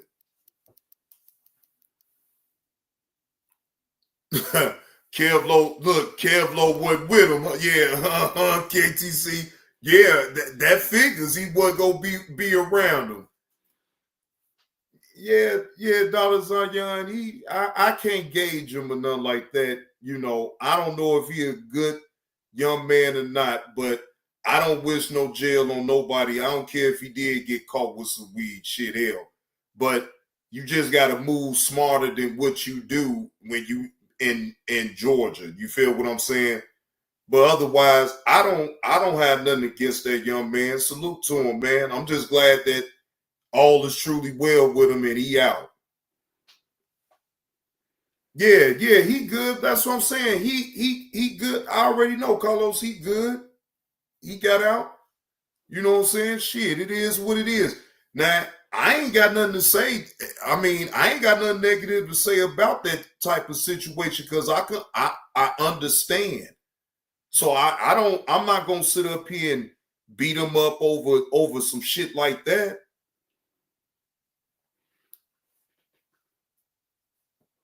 Yeah, right. Keep it moving. Right, Carlos. Keep it moving. Then we'll get to that. Okay. It was the Arabs who sold the blacks across the world. It wasn't white people who just tiptoed over to Africa and just bought white, took white folks. They were being sold by other black people. Is that racism for black? And they're still doing that today in parts of Africa where blacks are enslaved by other blacks and Arabs. Is that racism? Every black person is not the Is that racism? Okay, so you want to justify I'm asking black you, people going against black people, but you don't want to look at white people at all. No, there's nothing that they have done wrong. No, that's they not used true. to grab our women and wait, hold on. Wait. These are some black Israelites, Carlos, that's calling Jesse Lee a racist, right? I would ask them, what did the white man personally do to you? That's what I would ask. Do y'all understand the question that I just said? I would ask this man right here, what did a white man personally do to you for you to have all this smoke the way you do, bro? Did a white man hurt you? Did a white man do you wrong? And all white people is bad? Like, come on, man. That's being short-sighted. Every white person ain't out to get you. It may be some white people on out there that's racist, and that's just what it is. But all white people is not the same. So you talking about white people that grabbed our women. Bro, they ain't grabbed your woman. They didn't do nothing to you. If you can't tell me what the fuck a white man that did to you personally, then this conversation to me is just a non-starter.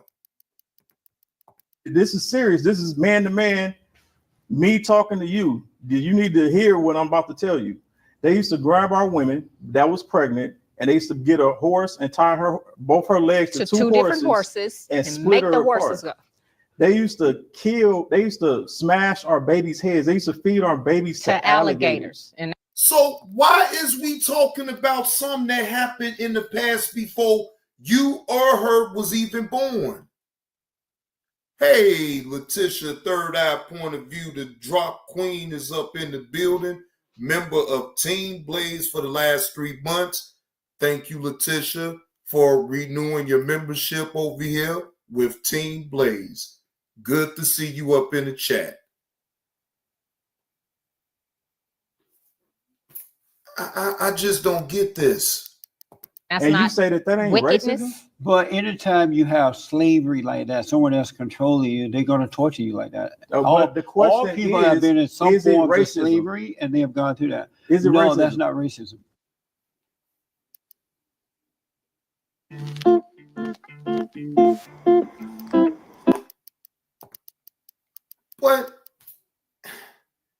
But Letitia, that's not, to me, okay, let me just say my opinion. And, you know, everybody gonna think the way they want to think about this situation, right? You can keep saying what happened in the past as far as what the black people went through, right? But I'm gonna be honest with y'all.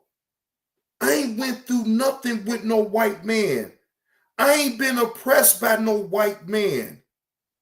I ain't been sit up here and no white man beat me and put me up in a damn plantation to go pick no damn cotton. I don't know nothing about that. That was before my time. So why am I sitting up here when something goes wrong in my life? The white man's fault. No, that's a cop-out bullshit. No, that's a cop-out bullshit right there. I'm not going to sit up here when things go wrong in my life. Oh, we're the white man. It's the white man's fault that I can't get ahead because I'm sitting up here struggling right goddamn now. No. No, I'm not. I'm just saying in general though, Letitia, like I get sick and tired of people saying that that's they go-to. It is a lot of people that sit up here, they always go, well, we've been oppressed for 400 years. You ain't been here but number 40 and you talking about you been oppressed. Man, shit, Carlos, you still up in the white system then. If you can't tell me you ain't got your own business, my nigga, then that means that you just as trapped as me. You just as trapped as me. You work for the white man. If you don't have your own business, then that means that, hell, if you taking some type of orders and somebody is issuing you a check, then that means either, what can you tell me?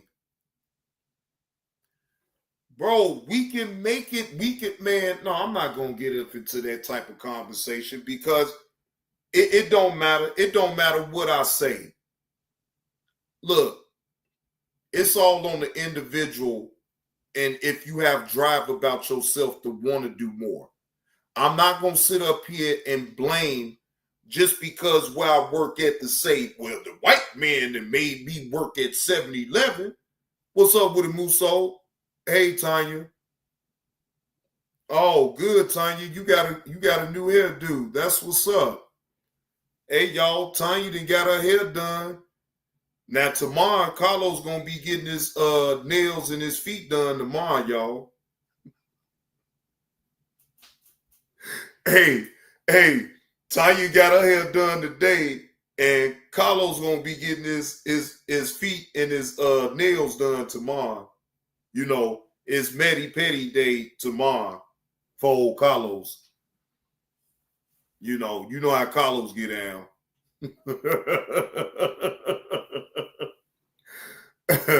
Wait a minute, JB, how would you feel finding out they took 200 acres of your people land that could have been passed down to you, but they sitting on it after stealing it? I can't feel no way because I can't trip about something that I didn't know was there though, Letitia. That's how I look at that. If I didn't know it was there and I found out I'm not about to sit up here and be going through all that type of fighting and all that. It wasn't mine to begin with. I'm not about to do that. You feel what I'm saying? I'm just gonna keep it real. So, I mean, that's just me though. That's just me. I can't feel no way or whatever the case may be because that was way before my time. Even if it was supposed to be passed down, it's just way before my time. So I don't like to put myself in past tense that way or be thinking hypotheticals or because I didn't grow up in them times. So I don't know how to think on that level with what they went through. Now, could I imagine what they went through and all that? Yes. Wait, my people were native to this land and they stole it from them. So have you filed a grievance? Letitia, have you filed a grievance with the United States? I'm just asking. Did you file a grievance with the United States for them stealing the land away from your people the way they did? You know. Now I would want to know because see, Letitia, you ain't never been shy about your words, so I would imagine that you didn't, file a grievance with the United States. I'm sorry, Letitia. I do. I just do. It's no disrespect though at all. That's just the way I look at it though. I can't overthink that type of situation to me because again, I wasn't raised in that type of household to be expecting anything to, if I'm being honest, to be passed down. To be honest, if I do, things that your parents will leave you as far as memories of them or something like that, yeah, but I'm just not all the way in depth with it that way, you know what I'm saying, to be honest. But again, that still don't take away from what you said though.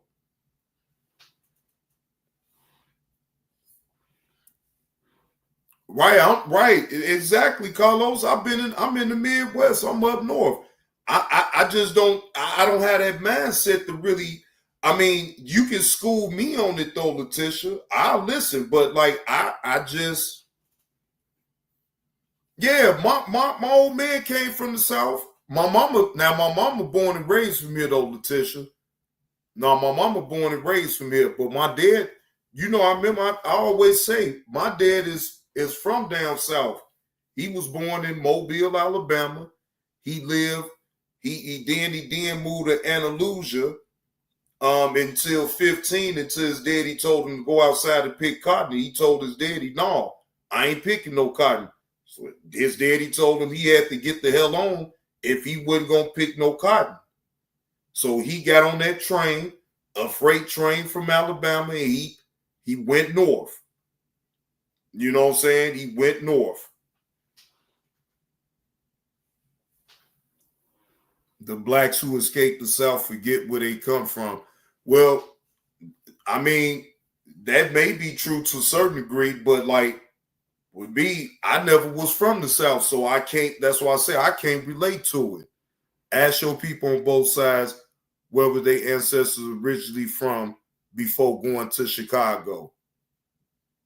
Oh, well, he'll tell me straight up though. Now, my mom's side though, Letitia, is all from here. It's all from Illinois, Chicago. Now, my dad, again, he was born and raised in Mobile, Alabama. So on his side, it's all down there in Alabama. On his side of the family, that part I do know. And some of his people that's on his side, like his nieces, nephews, they that came up here to Chicago.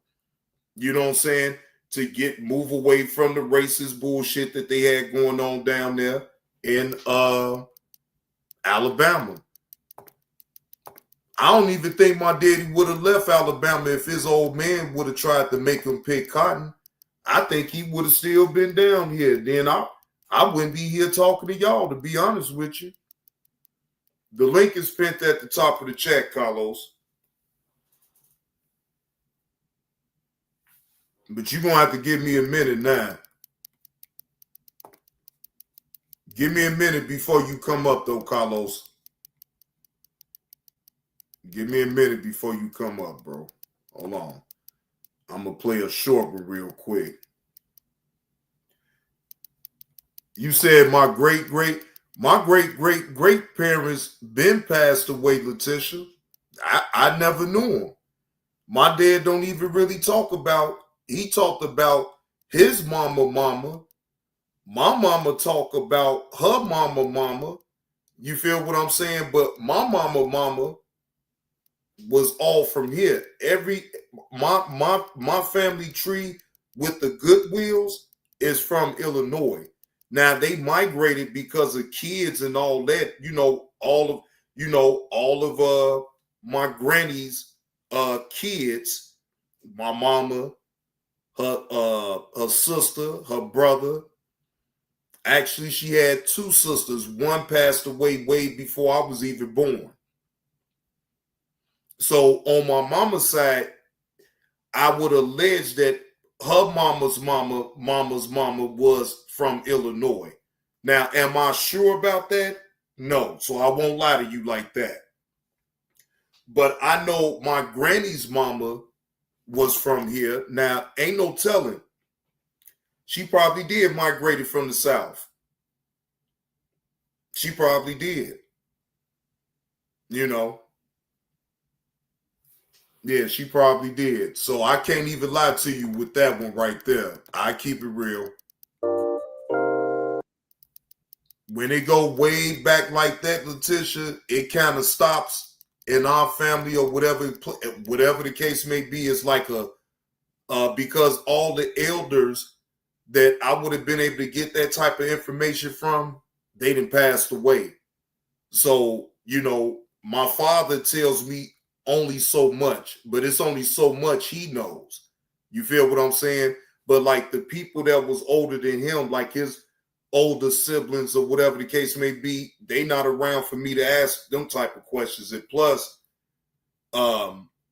his side of the family was real funny acting. They never left Alabama. They never came and tried to visit. You know what I'm saying? I'm talking about my uncles and my aunties on his side of the family. They didn't believe in leaving Alabama. They was from where they from or whatever. So it was a big disconnect for my father's side of the family with a lot of his people. I didn't know him. You know what I'm saying? And it's I know probably with most of us, it's a lot of family members that we just don't go around. It don't be nothing like personal. It just, we never had a relationship. We never had a relationship. I used to ask about them or whatever the case may be, but that would be in passing. But like to have a real conversation, no, because see, they like to lie, Letitia. I'm sorry. I just got to call it for what it really is. They like to lie. Sometimes they like to lie and they twist the story up and you will never really get the full truth. Hold on, y'all.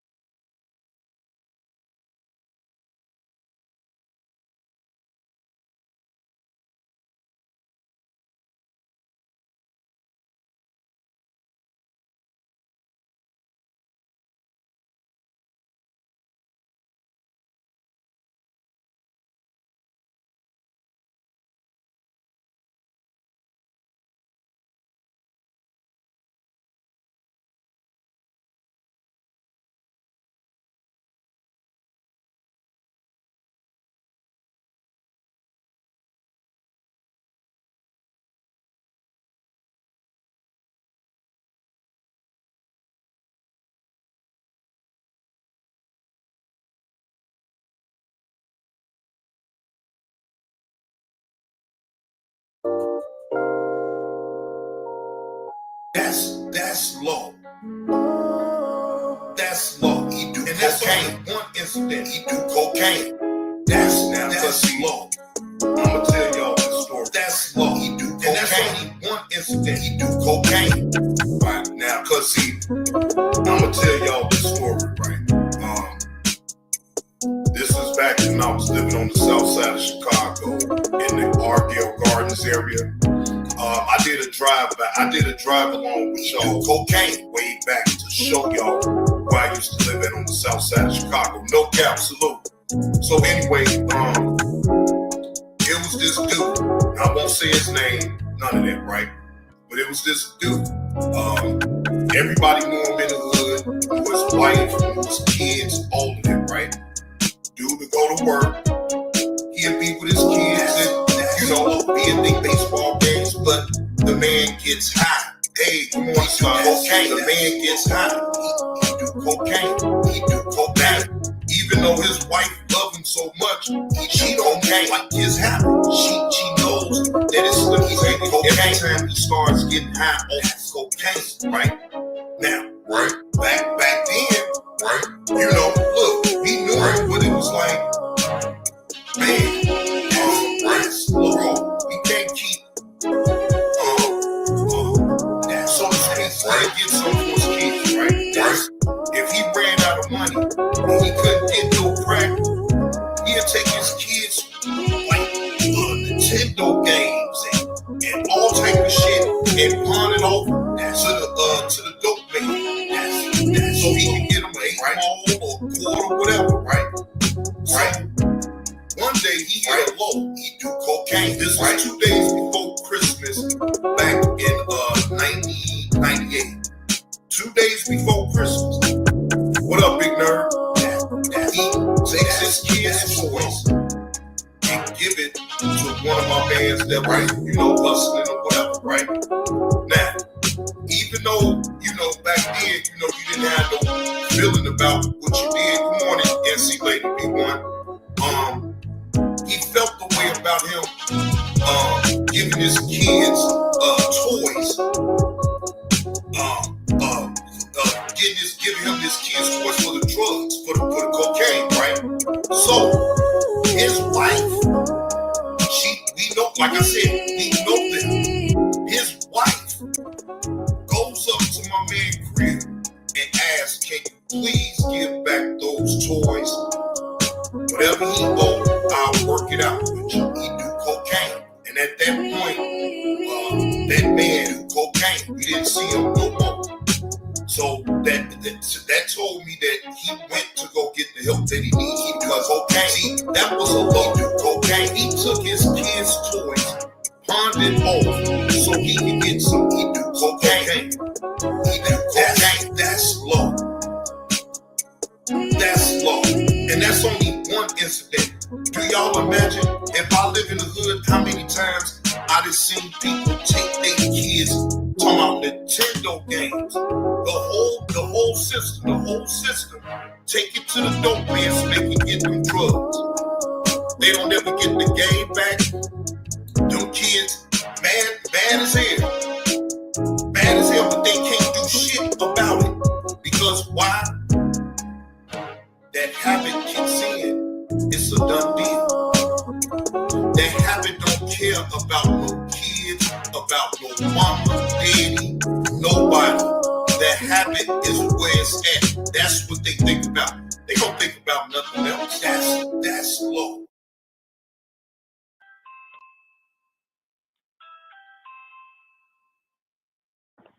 Kenya.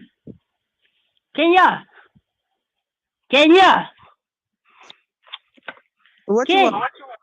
Again. What? What you doing? You bored? No, I'm not bored. I got a question for you. Straight up. Be real. I got a question. What? Kenya, I got a question. What is it? Let me eat your chocolate pudding. Hood nigga.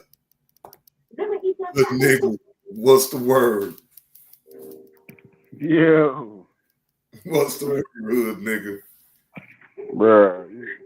I mean, it's a cool conversation on, especially, you know, as you could say, your folks migrated up north and they forgot they was niggas. You know what I'm saying? So, but I understand your point of we can't harp on everything from the past. You can't relate to that. But if we really take a like broad look at what's happening, if the playing field was even, you know how many inventions black people came up with and so much stuff that we did and never got credit for and had to take a seat behind all this. We'll we'll be way, way up. But I do understand your point. We can't hang on to that forever because you wasn't there. I get that. But if the system was fair, if everything was laid out the correct way, I'm a big proponent of just get deep into it, like politics and all. Nancy Pelosi got a net worth of over damn near $300 million. So how can a senator on her salary accumulate that much wealth? I think this is just me and my thinking. I think all these, like the whole system of government, need to be thrown in the trash and redone. I think they need term limits on so much stuff. You get 4 or 5 years, and whatever you do, and you ain't did it in that much time, you out. Let somebody else get in there, some fresh people and stuff like that. That would change the system somewhat. But you know why they not gonna do it? That's just like telling the people like, we on top, so let's make some rules to take us to the bottom. It's just so much, crap needs to change. So I understand the point of, we need to, we wasn't there for slavery, but this system done been set in place to put us so far back behind. And it's everybody that brush themselves off and, go at it and earn a living and make their mark. But just think if everything was level, if we had the same opportunities that they had, we constantly fighting the system of oppression, just like these systems set in place just to keep us knocked down and behind. So I mean, I see it from both ways, like you said, but at the same time, just imagine if things was all fair across the board, you know how much further we'll be in life? We'll be in control of this shit. You know what I'm saying? So it's just like, you got to acknowledge what it is. You got to acknowledge. And like, I laugh at, you know what I'm saying? Like you say, we come up here and use it for entertainment, for whatever, the Lees of the world and the Dr. Umars or whatever. But, and you want to give a nigga grace because he old. I ain't getting nigga grace, bro. I'm not giving a nigga grace. He funny, no doubt. He provides a laugh. But he a certified coon. Come on, man. He's trying to get some butter biscuits from the white people. You know what I'm saying? It's like, and he do say some stuff that's okay here and there, but bruh, the man is a coon, a glorified coon. And the people and them people paying him to keep acting stupid. You want to get? I don't give him no pass. He an old fool. I'm sorry, bro. He an old fool. The only reason I give him a pass because he's been that way though, bro. He ain't just start being that way at no. Okay, but do that make it right? He been here long enough to get some real information and get the truth and start, pushing the truth, not just going along buck dancing for these people. Come on, man. That's why he don't get no grace from me. Because he's been here long enough. He been here long enough to see the other side of the stuff that we didn't see. Like he always say he was born on the plantation. He's seen that. So he should be a better advocate on the other side, not playing the coon role. Come on now, let's be real. That's all I'm trying to say.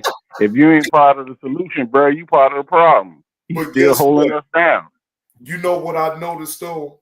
Now you have a point to that, to all that cooning and shit. Now you have a solid point with that though, right? Because I ain't even with all that. Now it's one. But again, I know how we doing it over here. We using this for entertainment, and I get it. And we laugh, we get big laughs out of it. But you talking about give him grace because he old? No, he don't get no grace. He don't get no grace. He needs to be out front because he done seen it firsthand. He know what it is. So that's what kills me about him. He know what it is. He know how these white people is. But he steady, shucking and jiving. Come on, man. I don't respect that. But it's funny. We get our laughs out of it. We get our kicks out of it. But he a straight up coon. Do you see Tommy the same way as Jesse Lee Peterson? I see parts of, he got them coon stripes in him too. He got some of them raccoon stripes all around his eyes and all that. He got them. He got some. He got some. But I think these guys play the white people. Let's just be honest. Let's just talk. They play the white people. They play the white people. And then they basically shitting on us. You know what I'm saying? They shitting on us. Real black people. See, and you know what they doing? I mean, it's funny. It's funny, like I said, because we use it to drive the content. We make the jokes with it. But in real life, I hate to use them stupid terms. But he a clown. Straight up. He a clown. Come on, man. Let's be real. Now, I'm gonna tell you who really is a clown, though. Other than now, Tommy, to me, Tommy don't get a pass because see, Tommy is from man. None of them don't get a pass, man. They straight clowns. He don't get a pass from me. I give Jesse Lee a pass because of his upbringing. That's what I'm lost on. Why? Bro, why do you believe old Jesse get a pass? He seen it firsthand, bro. He was there on the plantations. He seen it. So he should be the main one out front hollering, man. You don't think he got PTSD off of that shit? I think okay, I understand your point now, because you're an old man, baby. You don't understand. You're an old man, baby. You got compassion for old people. You got compassion for old people.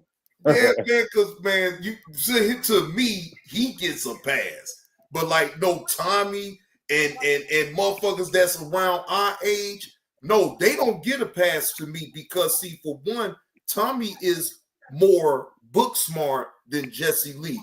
Let's just go down that rabbit. But that just goes to the point that he using these folks for their funds, which hey, get it how you live. You know what I'm saying? If you can live with yourself, cool. Get it how you live. But I just looking in the mirror every day, I couldn't play that role. I don't care how much money gets paid, bro.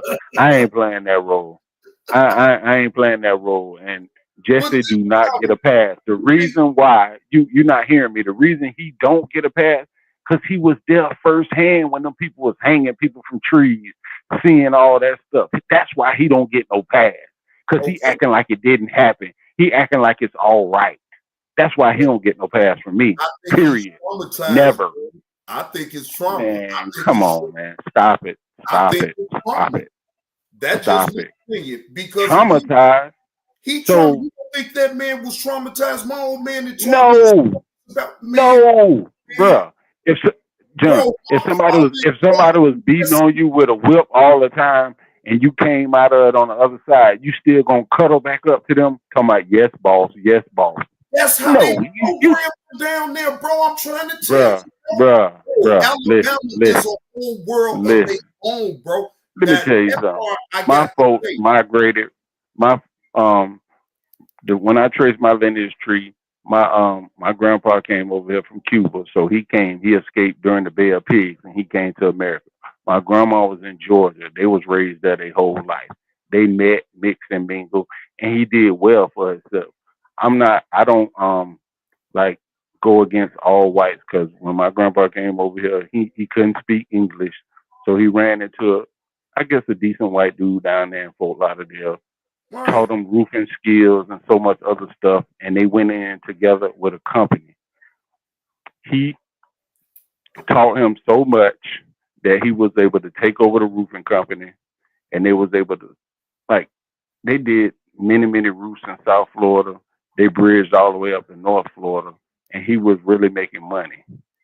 He was able to buy property in Tallahassee, property in Fort Lauderdale. So I'm not on the all hate, like all of them bad or whatever. Right. I just know the skills that was taught to him, and he learned how to branch off and make him some money. I ain't getting on here to come out and say whatever, but my old boy was an immigrant from Cuba, but he basically, when he passed away, he left over $3 million just from being an immigrant, coming to a whole nother country, learning a skill set. So, you know what I'm saying? It's not all bad, but it's just like, Jesse don't get no pass because he was getting beat. I don't. Well, He I was ain't getting know beat. that's alleged because I don't know if He he was getting beat, bro. I don't know. I don't know that. I don't know because my old man didn't never tell me he was getting beat. Now he just told me that his old I man. bet you he ain't fast them white people. I bet you he ain't Oh fast no, now. no, not them days. Hell no, you couldn't even look at a white woman for 2 days. Matter of fact, you had to hold your head down. That's how my old man was. He talking about, man. He saw white. He hurry up and put his head down because he knew what was gonna happen to him if he had even looked at that white girl. See, my old man older than Jesse Lee. I'm telling you, the stories that old man used to tell me how it used to be for him down there was something else. So to me, I would want to do a deep dive on how much, like the people who left the South and went north. I would just like to sit down with one of them old people and question them, like, why don't did y'all get the fight beat out of y'all or what? Because y'all get up here and act brand new. That's I my was question. doing that. I would love to ask them like that. Did y'all just get the black beat off of you and you just felt like we ain't finna be in the fight no more? Whatever happened to them niggas down south happened to them. It's like if in reality, if you do a poll of a lot of people that escaped, that went north, they just act like the struggle is over when they got away. What up with a So, KR30? Now, I would love to talk to an older person. I would too. Just do a straight up interview like that, like how they feel about stuff like that, or are they afraid to go back south, or did they just, bend down and just like give up to the white man? Just like So wait, I but so, want to know. wait a minute. Well, let me ask you this way then: the ones that still stayed, did they give in to the white man then, since they didn't leave? Nah, the majority of them bucked and they got their freedom and they got loose and they built themselves out and they pulled themselves up and they went to work. And the point was, they was promised this, that, and the other. Your 40 acres and a mule and all that, and then they went back on that promise. This whole system. That's the point I was trying to make to you. Is like if the playing field was fair, we'll be so much further ahead. But it's a system that's built against the brown person, the brown people of color, Native Americans, all that stuff. It's a system. Well, And we ain't gonna never beat the system because everybody don't get on board. So what about if everybody got on board with this one of the ideas that I had in my head. If everybody April 15th don't pay their taxes, they can't put everybody in jail. They can't put everybody in jail. It's no unity. People don't get together for a common cause. That's a fact. If people got together across this country and decided not to pay their taxes on April 15th, they ain't made enough jails to put everybody in. They just haven't. They would have to do something. People march and rally for stupid stuff. March and rally for something good that's really gonna change stuff. I don't agree how they went up there and roughhouse the Capitol, but they own to something. They was on to something. So you gotta flip this thing. Why won't we? You gotta flip this thing. Why won't we get us a black Senate? Why won't we do that? If we talk, Did you not hear me? People don't come together for a good cause. They come together for BS. Well, I ain't gonna call it BS. When shootings happen and stuff like, I get that, but it's never organized correctly, so it can make the change that it needs to be. You don't get everybody on board. You get 30% of the people. If you get 100% participation, should have changed around here. But we can't never get 100% participation. That's why stuff ain't gonna never change. People scared. They comfortable with their life. Things don't happen till you take things by force. And like I said, I don't agree with the little January 15th or whatever when they stormed the Capitol. But if it would have been organized more right and done correctly, you know what I'm saying? I can get on board with something like that. Because it got to start at the Capitol. We got to wipe this whole thing out and flip the game over. We got to flip the table over. Because right now we hold up the table. The American people, by us paying our taxes, we the one hold up the table for the top wigs to get rich. But if we all come together and flip that table, some change gotta happen. We just gotta figure out the conduit to get everybody on the same page.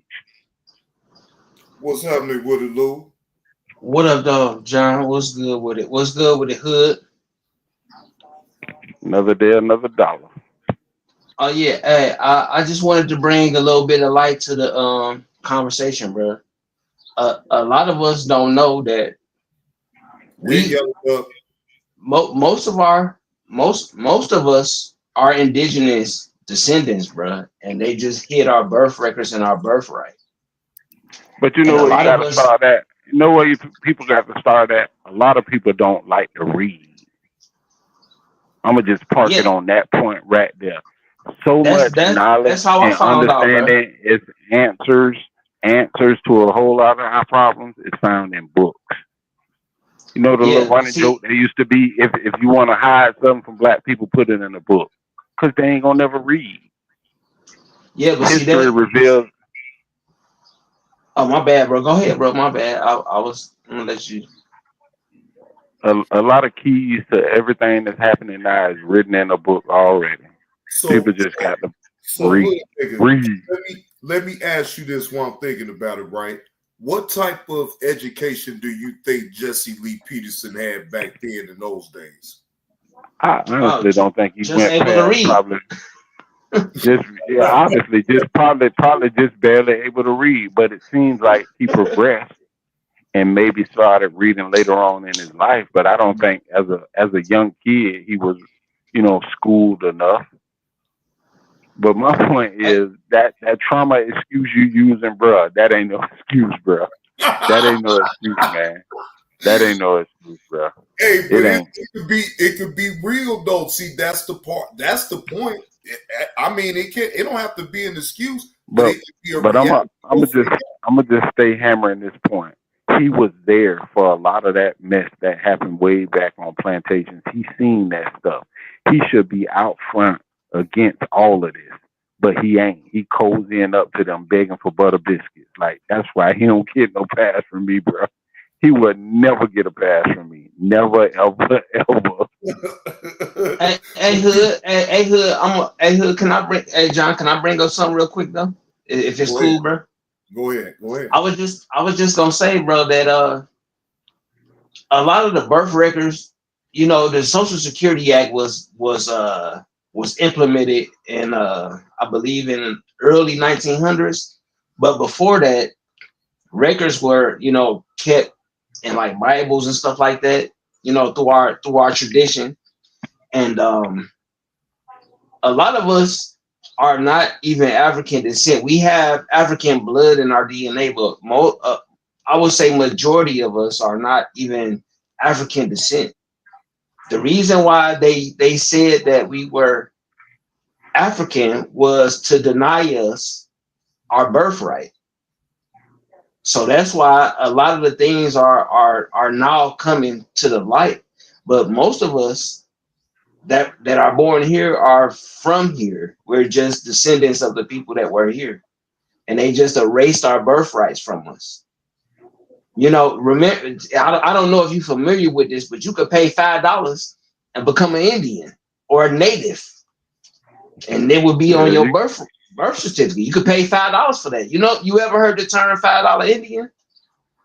You can pay That's a $2 real. to become white. So it don't matter, you know what I'm saying? This world is all backward, man. This country is backward.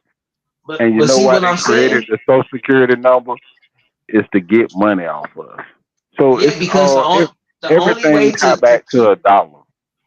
So the only way that you could keep control of a people is if you put them in debt.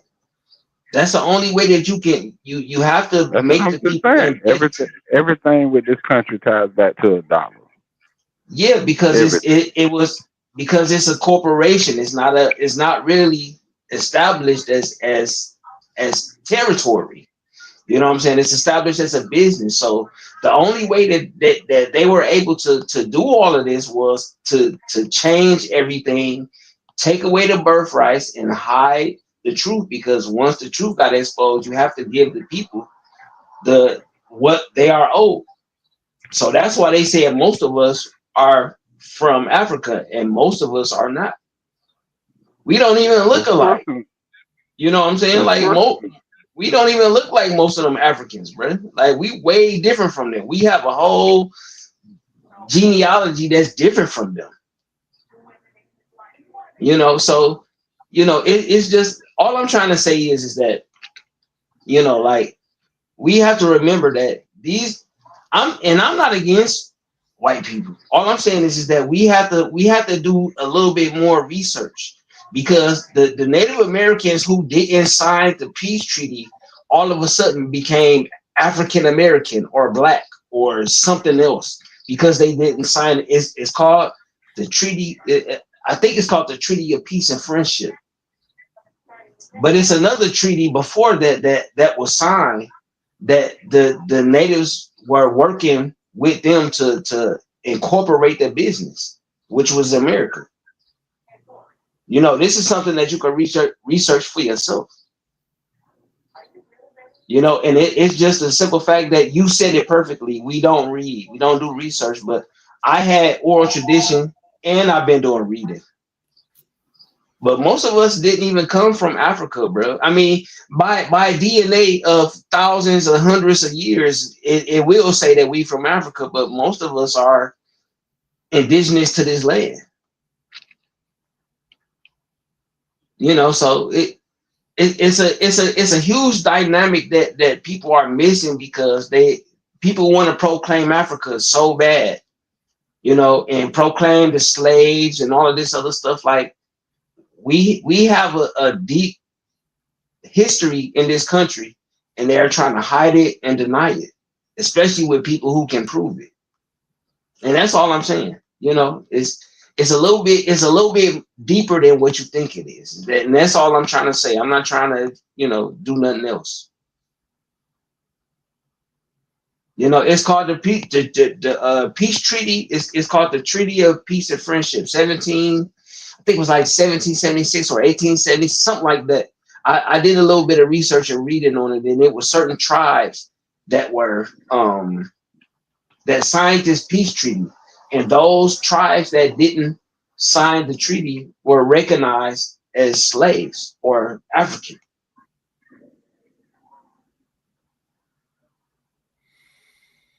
My bad, bro. I ain't trying to do it like that, but y'all was talking about something that I'm a little bit familiar with, so I just wanted to bring it up so that way it doesn't seem like it's white men against black men, because the French were taken as slaves too.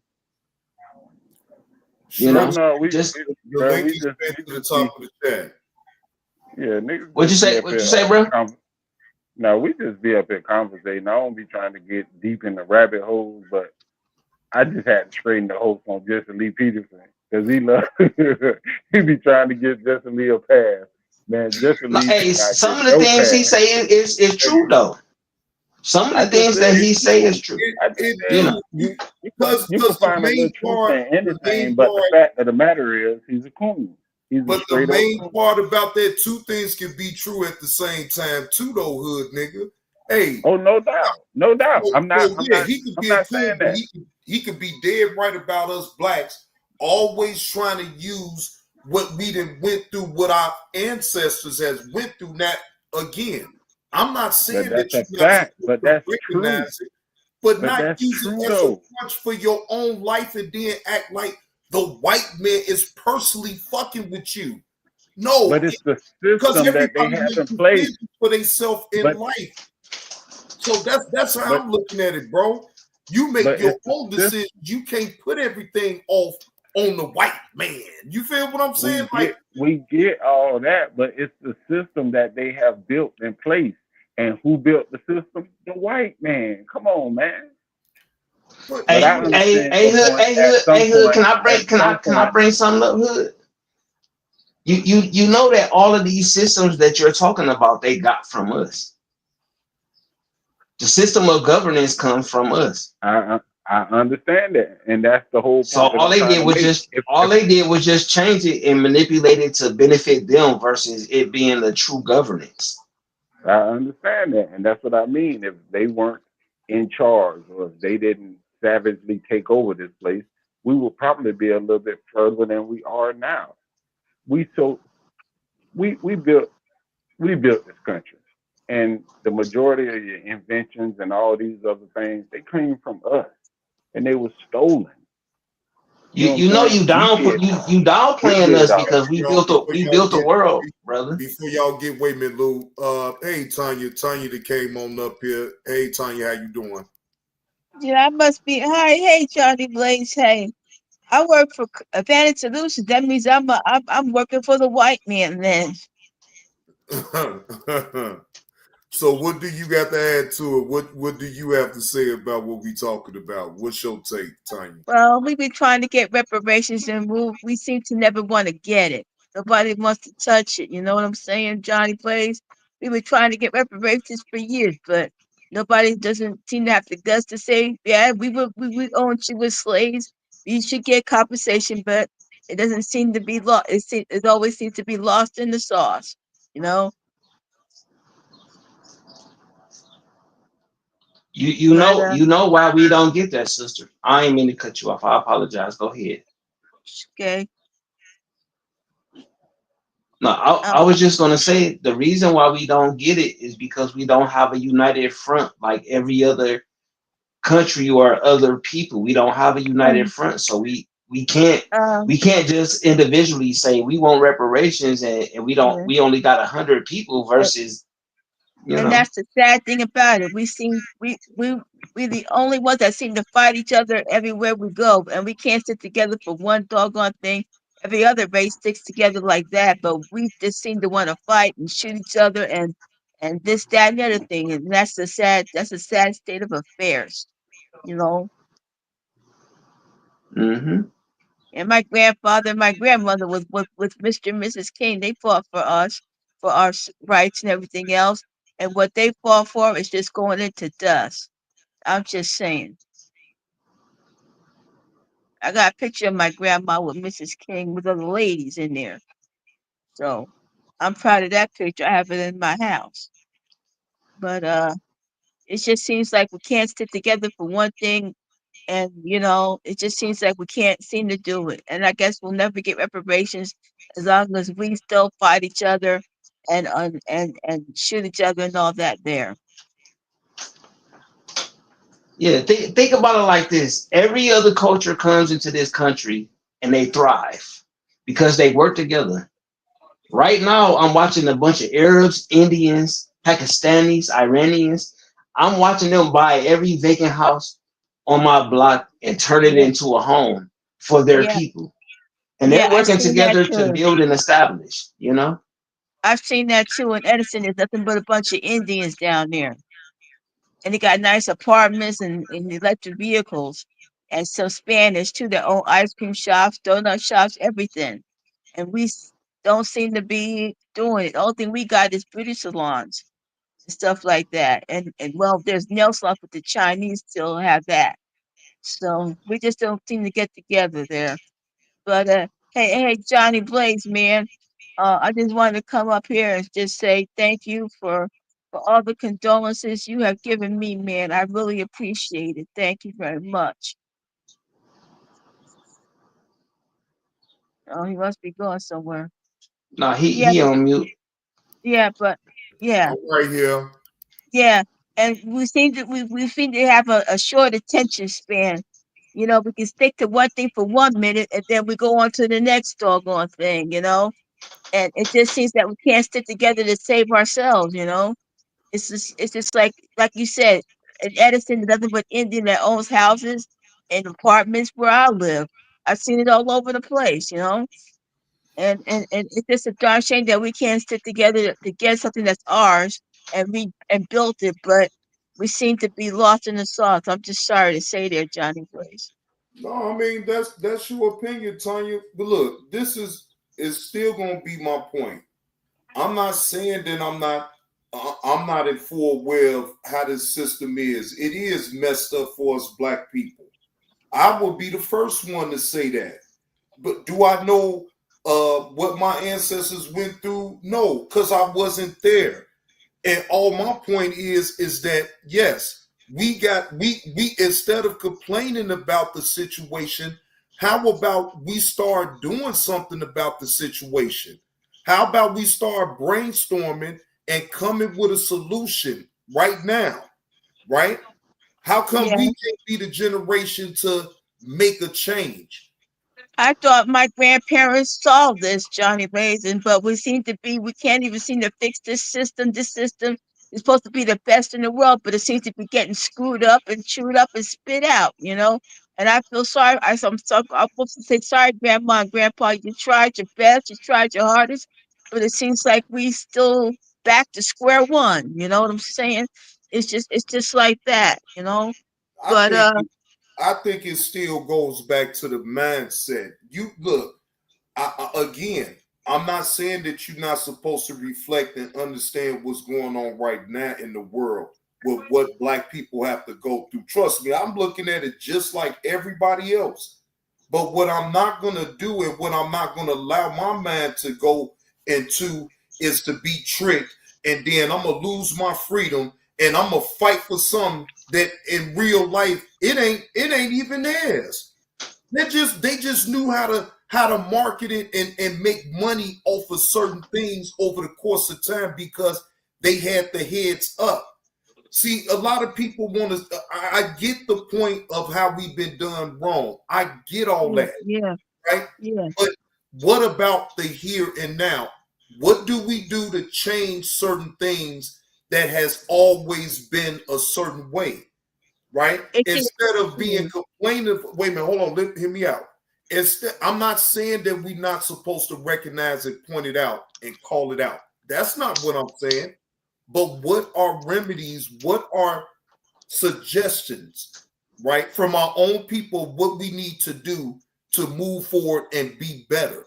Because hanging on to the past about what had happened to our ancestors ain't helping us now. And that's just my opinion. It ain't really helping us now to keep complaining. Yes, I'm not saying that you're not supposed to call it out, but me, I'm not going to complain about it. I'm trying to figure out a way to get ahead in life.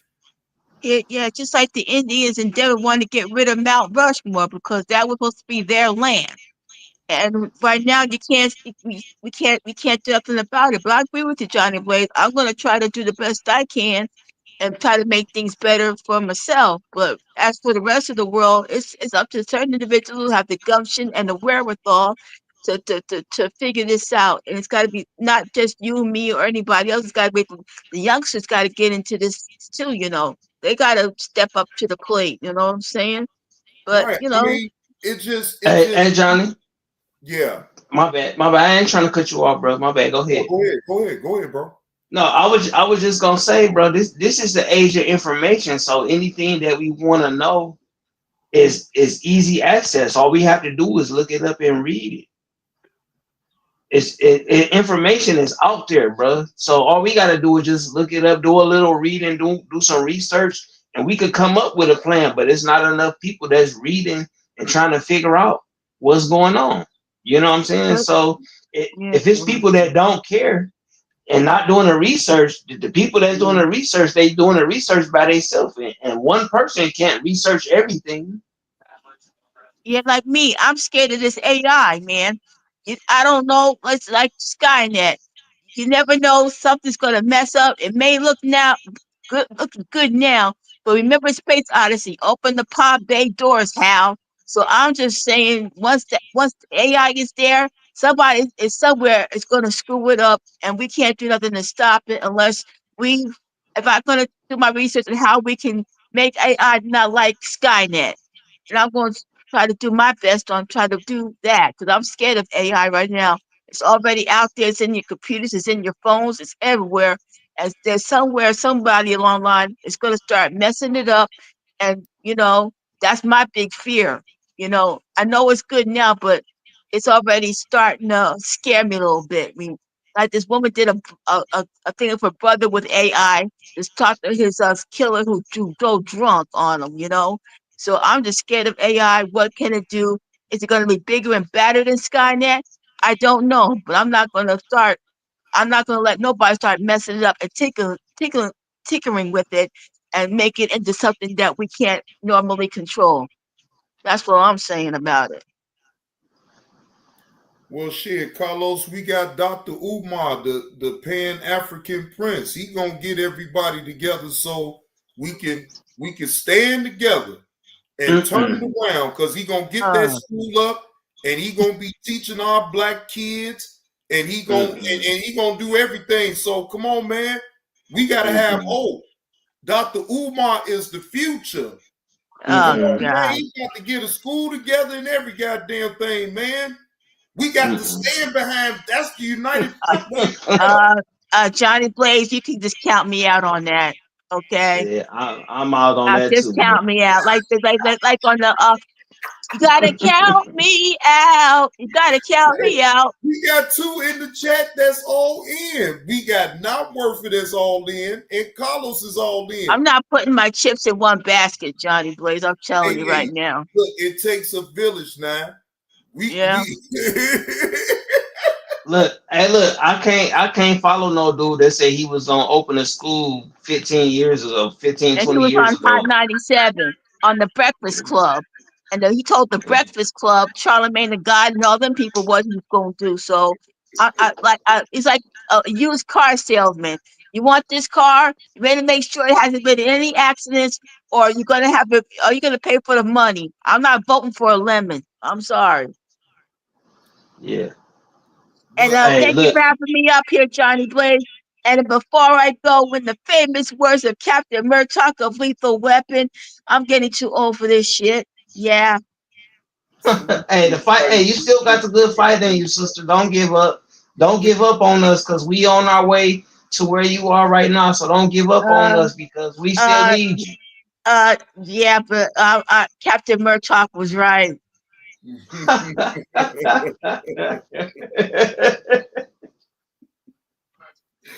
the same thing, in the famous words of Joe Clark of Eastside High, I ain't got to do nothing but stay black and die. Thank you very much. Peace, Johnny Blaze, and thank you very much. See you later, Tanya.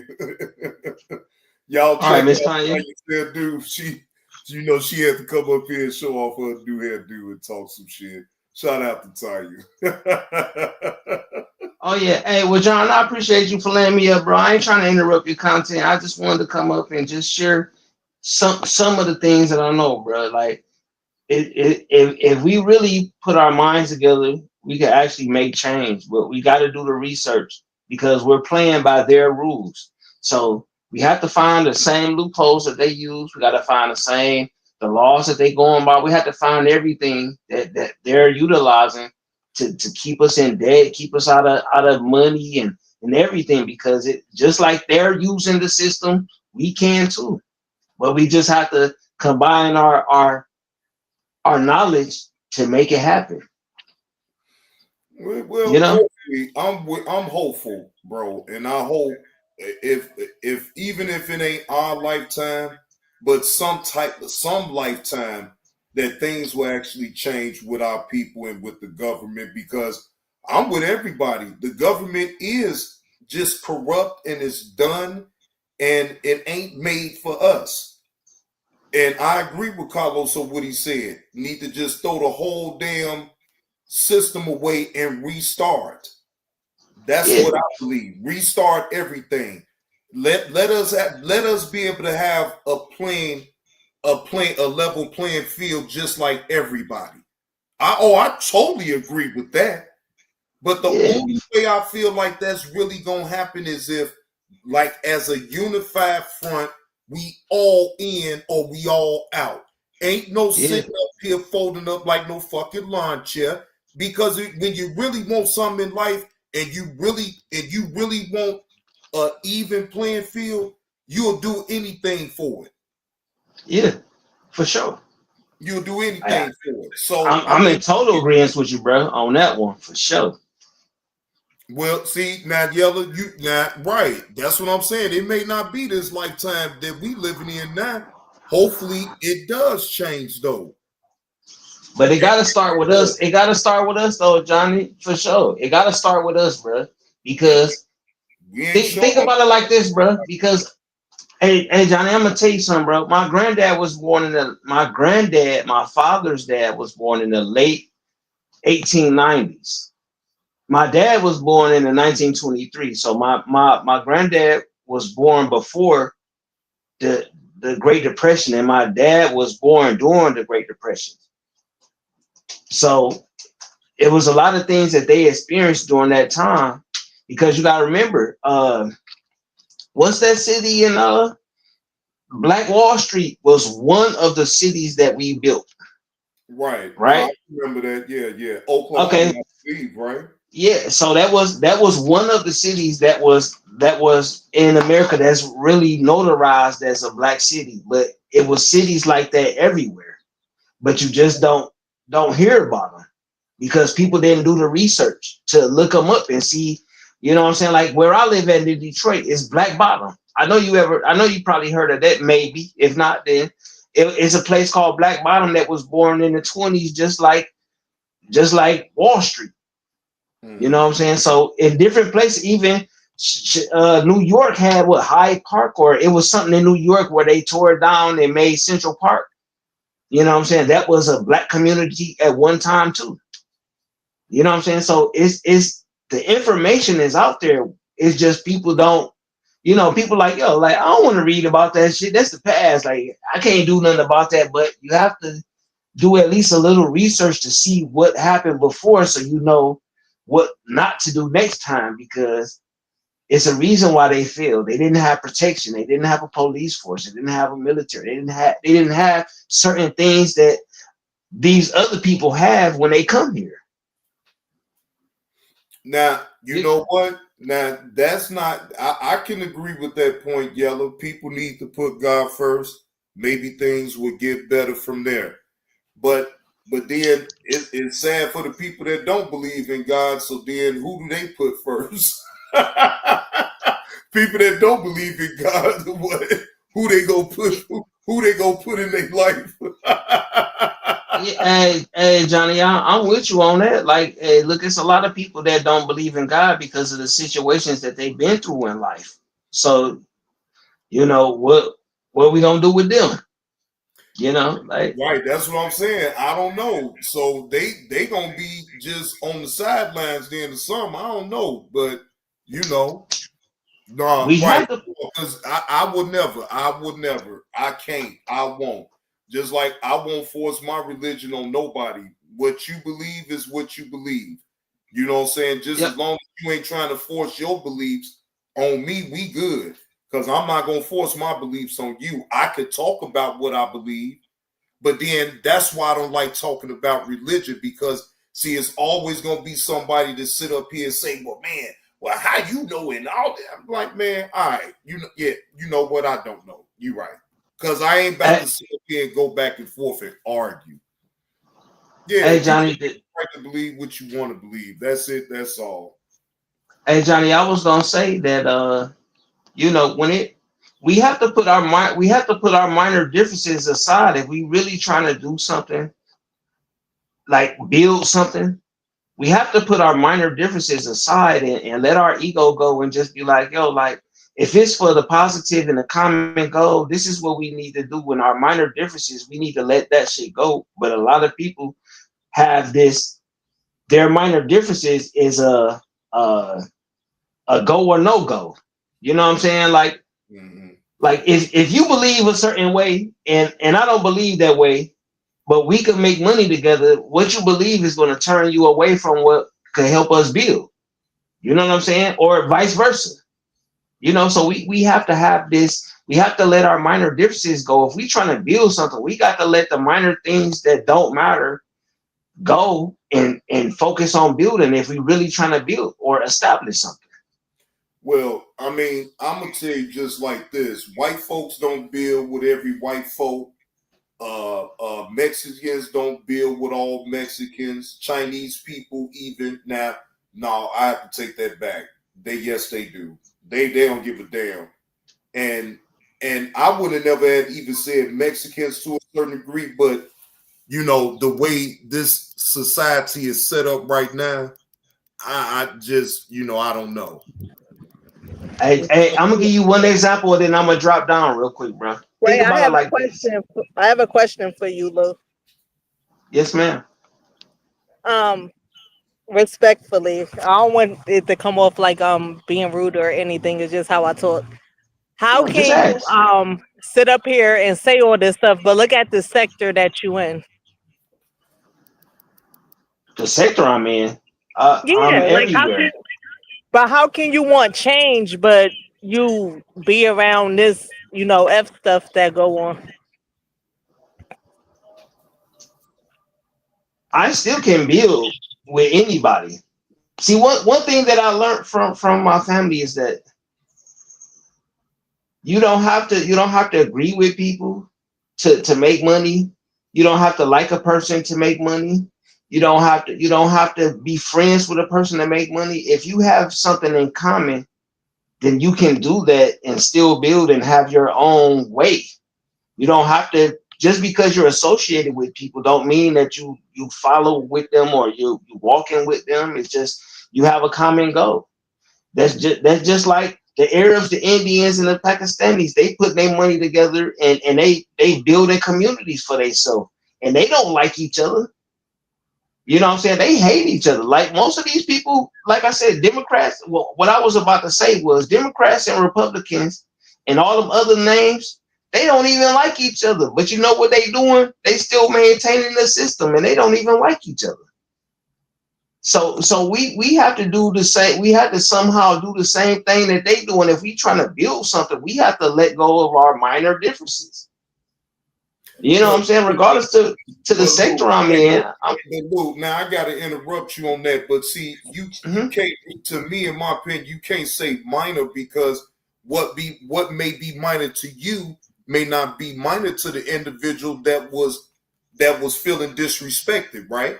So then, if it's an understanding is an understanding. Like, man, bro, look, I said some things about you, never had a conversation with you, right? But I apologize for that, right? That to me would be a sincere type of conversation, even though I'm not looking for that. I'm not saying me in particular, but I'm just saying in general, right? A person may not even be looking for that because in their mind, once you cross them a certain way or spoke on them a certain way, and I want you to follow me on where I'm going at with it, right? Now, it's a turnoff. Now, if they did want to build something with you, you the disrespected, sully the man name, everything. Who's to say if I wanted to do some business with you and something goes wrong, then the same thing happened before? You feel what I'm saying? So that in the person's mind, you can't help but to not want to be a little leery about a person. Like, it's one thing to want to build with somebody, but I ain't gonna be no fool for nobody. But what are you trying? What is the people that's saying it? What are you trying to build? What basically, what am I specifically trying to build? Yeah. Or for me specifically. I mean, anybody who say they trying to build stuff and or the stuff that y'all talking about. What are you trying to build and connect together? Okay, I'm gonna start off with one. One is if we could build a camaraderie to make some money, we can start purchasing things like property. We can start purchasing things like buildings. You know, we can start creating the spaces that we need to create the things that we want. So we don't have to have nail shops and hair salon. We don't have to have none of that. We can have bookstore, something, I'm saying a tailor. We can have somebody. No, wait, let me take that back. Specialized skills. Let me just say that as just a general statement. Once we able to buy these locations and start building specialized skill places, we can start generating wealth and money, and we can start building and doing more. The same thing that these Arabs and Indians and the Chinese people, when they come over here, this is what they do. So this is their playbook that I'm referencing, because this is what we did, but they're doing it now. And we can build these specialized these places for specialized training where we could teach the next generation, and then they could acquire more things and more wealth and more buildings and more land and more locations, and we could start doing the same thing that everybody else is doing. But we're not doing that because Black people in America are consumers. We are not producers. We don't produce shit but music and That's not sports. true. That's not true. You don't know any Black people where you live that own their own business, own their own property and stuff like that? What I'm saying is that's not majority. That's a minor sector of just Black people alone. Because I own a business, I own property, I own stuff. So I'm saying it like, if I had more business owners that could help me, I could get more things done. But since I'm by myself, I'm only limited to the things that I can do for myself. Business first. You know what I'm saying? It's about business first. Like, hey, Johnny, whatever basketball team you like, whatever football team you like, whatever God you serve, whatever you got going on, it's not going to, if we have a way to make some money and build something, that's not going to deter me from doing business or interacting with you. Because if we have something that's going on as far as building, we could do that. All that other stuff to me specifically is minor. It's nothing. Well, I still go off the premise that what you may feel is minor, that other person may not feel that way. And until it get rectified, then won't no business be done. Because see, I'm under the pressure like this, right? It's an okay thought to bring everybody along and want to build and all this and that. That's a good thought. But to not me, everybody. all it is a thought, and you can't build with everybody because you think just because I want to be so pro-Black that I still get these imbeciles that's supposed to be riding with us, though, right? But I know they no good, and I know they gonna come in and just mess everything on up, bro. I just in sound man cannot do any type of business like that. Me personally. Okay. Yeah, but see, and I'm gonna add to what you're saying. So you said you can't work with your own people. So since you can't work with your own people, that's no, I when didn't you. say that. No. Well, okay, wait. Okay, my bad. I said that I can't work with all of my people because, see, your people would be the very one to bring you down. See, if I'm trying to stand up, I'm standing the fuck up. You feel what I'm saying? Again, I'm gonna have to leave you on the wayside because guess what? Either you don't have that drive about you to want to do better. You're not gonna bring me down just thinking you're gonna ride my coattail on me and my drive. No, this is my drive. You get your own drive. That's the problem I believe with a lot of us is that we look for shortcuts. We look for somebody that got that drive, and then we'll try to latch on to that until that person catch wind and see that you ain't pulling your weight, and then you got to tug his cake back. And that's why you gotta. But you know what? And John, that's how you gotta. That's how you have to deal with people that's on the same mindset that you're on. Though you have to.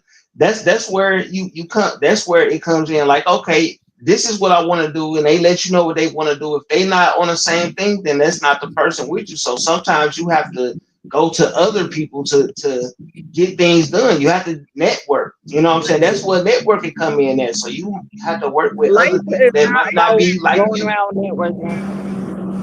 Wait a minute, Yellow, what you was about to say? I'm sorry, but my personal opinion, when Black people start talking this stuff, it's just fucking ignorant because Black people always the ones talking about how other races stick together and do this and do that. But while you sitting up here saying how Black people don't stick together and all this other stuff, you're doing it to your people. Black people don't do what they got to do because of they self. It don't have nothing to do with nobody else. When you wake up in the morning, you shouldn't be worried about 400 years of slavery. You should be worried about getting up to do what you got to do for yourself, your family, and the people around you that day. And then you wake up again tomorrow to do the same thing. You make sure that you're set in your life so that your kids and grandkids will be set. All this stuff is just I like never said pointless. that. I didn't never say nothing about the 400 years. I was just, Yeah, but you know. everybody always talking about how black people don't stick together. Black people don't do this. They don't do that. That's because black people do that to themselves. Black people put other races on a high standard and make them feel like they superior to black people. That's not them always doing it. That's black people doing that to themselves. You shouldn't wake up in the morning and give a fuck about what the white man or anybody else is doing. You should be worried about what yourself is doing. Oh yeah, I definitely don't. I definitely don't worry about them. Shit, I'm just trying to get their money. Shit, I ain't worried about what they doing. Shit, I'm worried about how the next day I'm gonna get some of their money that they got, because I'm trying to get some of it. But you know, that's the problem right there. You get criticized as a black man, right? If like I said again, I got the drive, I got the plan, right? And people see it. They like, damn, my JB got a plan. And they ride along with it, right? They ride it out, right? But the whole time they not putting in nothing into it but just the mouthpiece, right? It's just the mouth. They just this and that. They stroking your ego instead of putting in the fucking work. And see, them is the type of people that I don't have no respect for, Lou. That's always talking and saying, well, this person is doing this person is doing that. Them type of people are dangerous because the whole time they trying to snake you and take what the fuck you got. That's what you got to worry about, your own people, right? And you shouldn't have to be having to worry about that, but you do. Because otherwise, you playing yourself, right? So now you think about it this way. You give people like they'll steal the opportunity when they get their shit together and you ready to actually put in some work, we still here. Maybe they still want to play around. Maybe they still got their mindset on what it is they doing at the present, right? Who knows? Who gives a fuck? Life goes on. We can't worry about the ones that don't want to actually put in the work. We worry about the people that actually does want to put in the work. That's not going to fold up like lawn chairs or freeze up like a fucking popsicle when it really boils down to it, bro. That's how I do things. Yeah, actions speak louder than words, and the people who ain't contributing to what we doing, then they ain't gonna be a part of it. Some people, it might be somebody that you love, you might have to let go. So, you better get the fuck going. So some people you gotta let go. You know what I'm saying? So let them go and go to the person who's gonna help. Get it out. Wait a minute, hold on, Lou. Let Yellow get it out. Go ahead, Yellow. No, I said contributing to what? Like, that's where the disconnect is at for me. I'm lost because it's like you keep saying you want to bring a whole group of black people. You sounding like a robot right now. Excuse me, I'm outside. Okay. Hey, I can just give you a simple answer to that. To build a house, you need a carpenter, you need a plumber, you need an electrician, you need somebody who do the blueprints. You need all of these people to build one house. So regardless to what they feel, what they feel, and their ego and everything, if they're trying to get this house done, you're still gonna need the plumber, you're still gonna need the electrician, you're still gonna need the carpenter, you're still gonna need the dude to know how to read the blueprints. You're gonna need these people to make the house build, regardless to what they think or feel. That's their job. So what they think and feel don't matter. They just need to get the job done to get the house built. So this is how we need to think as a people. If you have a certain skill that I need, I don't care what you think or what you feel. You know what I'm saying? You don't when you have somebody come and fix your plumbing, you don't care what God he pray to. You want this motherfucker to fix your plumbing. You know what I'm saying? You don't care what he think about the politicians or who he voted for or none of that. You don't care about that. You just want him to fix your pipes. You know what I'm saying? Your lights out, your wire fall down. You want him to fix your wire, so you don't care what he think or what he feel. or what he prayed to or whatever. You don't care about that. You just want the job to get done. And that's what I mean by contributing. Contribute that. All that other stuff is to me is minor, because that's not gonna, if you have a certain skill that I need, I'm gonna pay you for it, and you just gonna do it. You know, like So I you don't care about prefer the other it to stuff. be a black person? Wait, say what? I said you prefer it to be a black person that's gonna do whatever it is you need. Yellow, hold I it mean, down. I'll be right back. Hold it down. yeah. I would prefer that, but if I can't find a suitable person or a black person to do that, I'm going to hire anybody at that point. But I would prefer,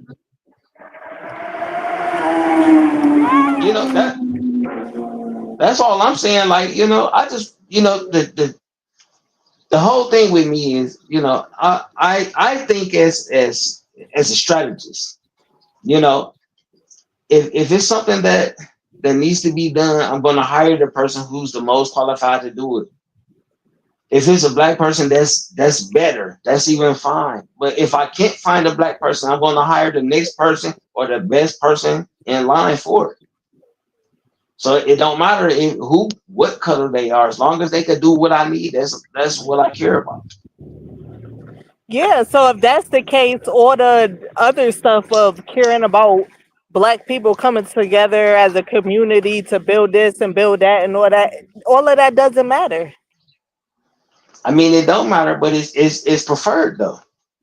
Yeah, You know, so to my be, thing is like people who talk all this kumbaya black people, we sitting in a freaking sector where people are accepting predators and offenders and all kinds of stuff. Like all kinds of stuff that go on. If you want to start somewhere, let's start here and get rid of these people. Grow a yeah, community that don't have these kind of people in it. I'm with that. I was never like, I was lied to. All right. So I didn't know the truth, but once the truth came out, I made the proper decision. So I'm not a part of a sector. I go everywhere. I'm a businessman. I network with anybody and everybody. And I know when I'm not supposed to deal with them now, because I know a little bit better now. You know, it's about getting things done with me. You know, I'm not about the personal shit. You know, so I want to get things done. So, you know, if I gotta hire an atheist or I gotta hire a racist dude, if that racist dude gonna get the job done and get the fuck on, hey, I'm cool with that. But get the fuck on. You know, like I'm not. You know, I operate in the business mind. I don't operate in an emotional and feeling. You know what I'm saying? When I did that, I made bad choices. But now I'm making business moves when it comes to my life, when it comes to my business and everything else. Like I just need to get shit done so I can move to the next thing. And I want to be around people or around like minds that's on the same type of mindset that I'm on, because you might not be able to build a community with all black people. You know what I'm saying? That may be far-fetched. That might be a far-fetched idea right now. You know, you might have to have some Mexicans or some Arabs or some Indians, or you might have to have, but you know, it's just the reason why we bring up other cultures is because they're leading the way that we supposed to be. That's all. It's not the shame. It's not to shame black people. It's just to say, look, like this is what they doing and they're successful. Look at success. You know what I'm saying? Look what they doing. They buying. Wait, you was breaking up. So what you just say? So many successful black people. Yeah, but they scattered around, sister. I got successful black friends too, but I ain't got that many of them. I got a cousin. They got a couple successful black people, and it ain't that many of them, and they scattered around. Now You know, I've been listening to you, Lou. You make a lot of good points, though. I got to give it to you. I'm not. This ain't about, because I like the conversation that we having about this, though, right? But ultimately, the whole premise of what I'm getting at is, if you're not with the program on building, That just put it like that. Then ain't no reason for us to even be having a conversation, because see, the way I see it, bro, I knew when I first got on YouTube, and I'm gonna just say this, and it's gonna make sense once I get through. I came on YouTube to actually build, right, and to network and be able to make passive income off of the content that I provide, right? Now, I made a lot of mistakes along the way. Okay, the biggest mistake that I made was to try to network with Kwame Brown. That was my big mistake right there, because I actually thought that he was a genuine type of person that was actually looking to build, right? He wasn't that. He had his own agenda, and that's my fault for actually being too naive about the situation with him, right? So I can't really fault him, because he already had it in his man of what he was on. I don't know. You don't know. You feel what I'm saying? But he knew. And he knew that once he got in and he was able to get viral, and he forgot about everybody that actually supported the things that he was saying about trading and coding, right? I knew a lot about trading because I went to a vocational high school. So if people was there long enough to know, when I used to hear his panels, we used to have those type of conversations, right? So in my mind, I'm thinking, all right, well, maybe he may be serious. I gave him the benefit of the doubt. But once all of that went away and he strayed away to start beefing with smaller YouTubers, not even just with Matt Barnes and Steven Jackson and you know, all these Charlemagne the God, bro, he went so sideways. So and then I'm starting to think, okay, maybe it's just entertainment, so maybe not jump out the window. But when I dealt with him on a certain level, to thinking like, okay, well, he doing something good for the kids. All right, well, I'll pitch in. No problem. It just wasn't right, bro. It wasn't right. And look, again, shout out to whatever he got going on. I don't hate that man. None of that. It's water under the bridge, right? Because he ain't did nothing to me that I couldn't handle in the first place anyway, right? My thing is, right, I learned a valuable lesson with that. You can't assume that just because somebody says it, that makes it going to be true. Because then over the course of time, if you see a person's actions, if they actions ain't meeting up what the fuck they saying from the jump, then it's a problem. Then you have all these people looking at you sideways because of the things that you said from the beginning of what you was trying to do. That never bear fruit. And that's the reality of it, right? So instead of criticizing him about it or whatever the case may be and getting all in my feelings about it, leave him alone. Leave it all be. Right? Don't even worry about it. Find others that's going to be like-minded like myself to actually want to put in the work to actually build a community that everybody is able to eat, because they putting in, everybody as a collective is putting in the work. They're not looking for this person to do the work and they just sit there and just enjoy the ride, right? You have people that's like that in this so-called sector, right? Bro, it's sickening. You can't build anything on YouTube. That just for one, you can't. You making like, you can network with like-minded people, but guess what? It ain't gonna be as big as you really think, right? That's what I understand about all of this right here. Can you build something on your own if you truly own that?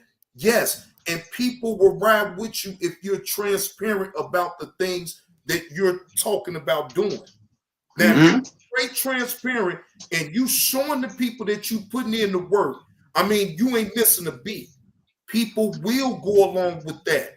But you got to stay consistent. I ain't talking about you do it for three months and then it disappears. Like, what the fuck is that? What the fuck is that? You Like right. that, Yeah. you selling the dream. Then that comes. Then if you a thinking person, then it comes into a agenda that they already had in the first place. They was just using you the whole time, and you didn't even know it. Yeah. I've experienced that a few times.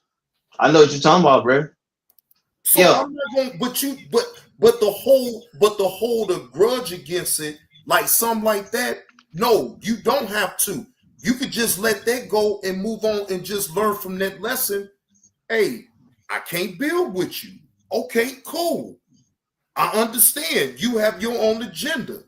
Instead of worry about why is it that he flipped the script and all this and that. No, don't worry about that because he has his cross to bear just like I have my cross to bear.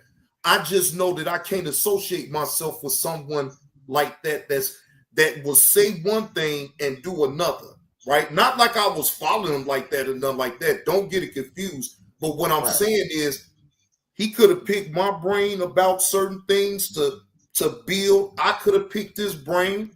It could have if it was played the right way, right? But it wasn't. And that's cool. But my thing is, it's a valuable lesson what I learned on here. You not building shit over here in this sector. That's just the reality of it, bro. You can have wishful thinking about that. We could talk till we blue in the face as far as people building. It ain't gonna happen in this sector. I'm just gonna be honest. So that's is blasphemy over here. Hey, can I say something real quick though? Yeah, go ahead. I could have helped build a clothing line before all of this shit went down. You know what you know me for, besides the situation with the lady. You know me as an artist, right? You know that I draw. Like I always talk about it. I always promote my business. Like I'm always doing that, right? That's what you know me for. So that's what I got to offer to the table to bring something. If we gonna do something, this is what I got, and I'm bringing everything that I had to the table. If you have another skill, like say you got a people that you know somebody who makes shirts, and then or you know somebody who owns a couple stores that we could sell it in, or pictures, or whatever it may be. I'm just using this as a small example. You know what I'm saying? Like me being an artist, you know somebody who could do the t-shirts, so you know somebody who got stores that you could put them in. That's networking. So we have something in common that we're using to build something. You know what I'm saying? So anybody who ain't talking about no art or no stores or no nothing like that, I'm just using this as an example. If they not contributing to that, then they don't need to be in the conversation while we talking about building. You know what I'm saying? So that means that we can build with us too, and then somebody else might want to join in, and then we can add their skills and their abilities or whatever they have. We can add that to it. Then we can do something else. And then we can do something more. What up? You know? What's the word? I see y'all coming in, man. Well, I'm just not sold on anything being built like that. The way I see it is, bro, is that you have to show than to talk. All talk people, that's what we don't like. And I'm not gonna lie to you. I ain't doing no more talking. I'm just gonna do the work and show the people the way I do the work. And if they picking up what I'm putting down, then they gonna stick around. If they not, they gonna drop it on the ground and move around. That's just as simple as that. And if you do too much talking and not enough action, that's where the skepticism comes in at, to me. Because you can tell me all you want that you got your clothing line, you doing, thumbnails, whatever the case may be, right?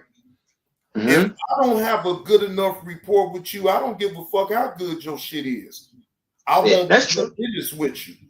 Especially, wait a minute, hold on, and let me finish this part. Especially when you done talked about an individual for no reason, when that individual never said a bad word about you. Yeah, I get that, bro, and I can respect that. You know, I was just speaking on like solutions, because we was talking about just the general thing. So that's all I was doing. Like I know I can't network with everybody, bro. Like, but I'm networking. You know, I got like 6 or 7 people that have my artwork on YouTube and they're actually displaying my shit. So my work is being shown. You know what I'm saying? So it's not like I'm just, you know. I've seen your work. You type with it. I'll give you that. You know what I'm talking about? You type. But see, what I'm saying is, I have something that I can offer that could be lucrative to somebody who actually has something that's going on. So basically, what I'm saying is that this is what I had to offer. Somebody else got something to offer that's in the same direction. It'd be beneficial to work together. You know, that's that, and I know that it's a far-fetched idea because this is something that we not used to. You know, like used to trusting people, used to talking to people, used to, I mean, because people, I mean, we see it every day. Motherfuckers screw each other. Motherfuckers be on some bullshit all the time. You know what I'm saying? Motherfuckers be lying. Motherfuckers set you up. Motherfuckers doing this and that. It's a whole bunch of shit going on, but it's some people that's around that's on some real shit. You just got it's just like a needle in a haystack. You know what I'm saying? You might find them or you might not, but it's all about how you network and you know, actions always speak louder than words. So you know, I would be remiss though, Lou, if I didn't ask you this while you were up here, right? Now, all the shit that you used to say about me being in them chats with Kwame Brown or whoever, right? I didn't say a lot. Don't do that. I didn't say a lot. I got the screenshots, Lou. You just said enough, bro. You just said okay. Enough. But bro, the point is, I want to get off the point. The point is, out of all of that, what made you come over here and check out my content? And even the things that you even knew about or thought you knew about, and you just spoke about it without even saying anything to me and made a prejudgment about me, right? Never did I once ever speak or utter your name out of no disrespect, none of that, right? But why is it that us black folks find the need to just sit up here and prejudge an individual when they never had a conversation with them? Can you answer that? Yes, sir. I sure can. I didn't know you personally, and I hung out with people that I thought I was cool with, and I listened to them, and I made a prejudgment without seeing for myself. I assumed because they told me, and I didn't see it for myself. I just assumed some shit because they told me. But so that's I didn't heard people say a lot of shit about you, Lou, but I never assumed anything. I see for myself. And we too okay. Wait a minute, hold on, bro. Wait a minute. We too grown for that type of talk. So come on, you got to come a little bit better than me with that, though, bro. Come on, you ain't you. Okay, well, that type. Wait a minute, you to serve your country. You cannot, in sound mind, sit up here and tell me that somebody can tell you something about an individual and you automatically rush to judgment right then and there without talking to the individual, bro. Come on, man. We grown, bro. So John, I'm accepting what you're saying, and I'm trying to tell you what the truth is, bro. It might not. I can't accept that though, because you're around my age. We're around the same age, bro. I'm not going to make no judgment. Hold on. I'm not going to make no judgment because people may say Lou is a drunk or Lou sit up here and cry all day. I don't give a fuck. Lou can cry, Lou can drink, do whatever the fuck he want to do. But my point is, bro, is that I don't go off of what somebody may say about you until I engage you and have a conversation is all I'm saying, bro. And and me and you the same age for you to sit up here and say that, damn, they told you something about me, but you went along with it, but then you didn't even come and holler at me like I don't have my link out, but you could have hit the link and say, man, bro, I heard this or I heard that. That would have been some grown man shit, bro. So that's why when you talk in a certain type of way, you may make some points, but bro, you being a hypocrite right now. That's how I feel right now with you right now. You being a hypocrite, bro. Okay, so yourself with the fuck shit. So if I want to do some business with you and you still involving yourself with the drama and the fuck shit, How can I trust that we gonna be able to do good business and you don't sit up here and try to give my information to somebody, bro? Or you try to Whoa. I've never given nobody information, bro. I've never done how that. do I know that? I don't I've trust never. nobody. You see this Okay, on my okay, arm, so bro? wait.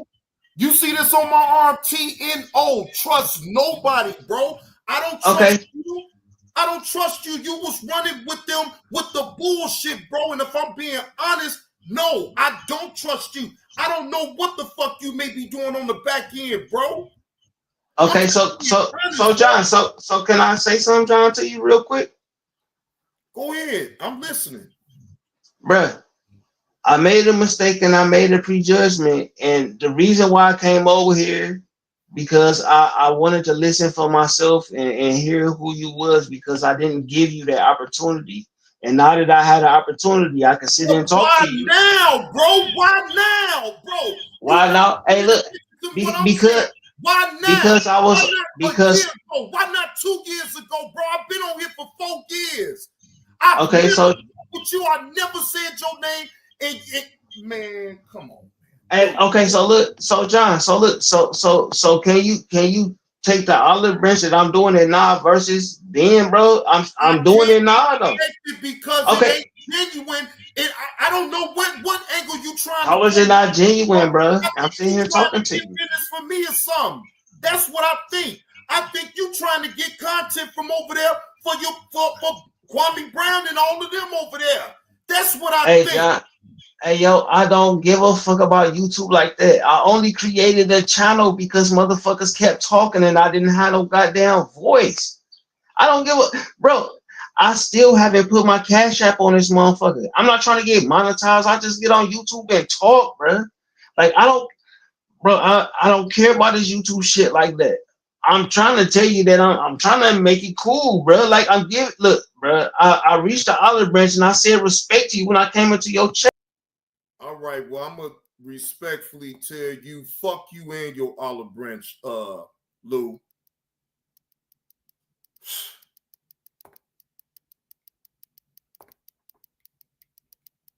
Fuck out of here. You a grown ass man and you sitting up here listening to people tell you something about a motherfucker. You gonna run with it like, bro, you can't play in my motherfucking face, bro, and tell me nothing of the sort. I'm not gonna even, I can't let nobody play in my face, y'all. I'm sorry. I'm not gonna do it.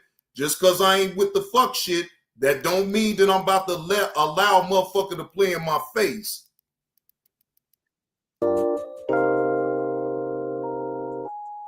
You lousy motherfuckers that don't support me anyway, they call yourself hate me. They ain't never met me, ain't never had a real conversation with me, man, but you hate me so much. And I love it. Because guess what? I don't know me. Fuck about your motherfucking hate. You don't know me in real time. You only know the persona that what I portray on YouTube. You don't know me in real life, and I don't know you in real life. I will never disrespect you and call you out your name. And I never did. But everybody else does, and you accept that. I don't disrespect you. I get loud. So fucking what? You lousy motherfuckers. So, you lousy motherfuckers. I'm not no quiet spoken individual. I get loud from time to time. That's me. I don't mean no disrespect because I also know how to talk. You lousy motherfuckers. I also know how to temper myself down. But what I don't allow in my spirit is bullshit. You lousy motherfuckers. That's what I don't tolerate. I don't tolerate no bullshit from any motherfucker on this app. If you're on bullshit, I'm calling it out. Fuck about you guys, lousy motherfuckers. You know why? Because if I do some fuck shit and you call me out, you think I got time to worry about my emotions and my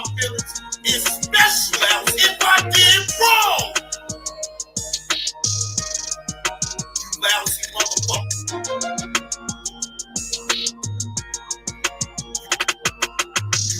A motherfucker can't never say this out. For my actions, you lousy motherfucker. Nobody! You got these stupid motherfuckers sitting up here talking about I quit my job at 7-Eleven.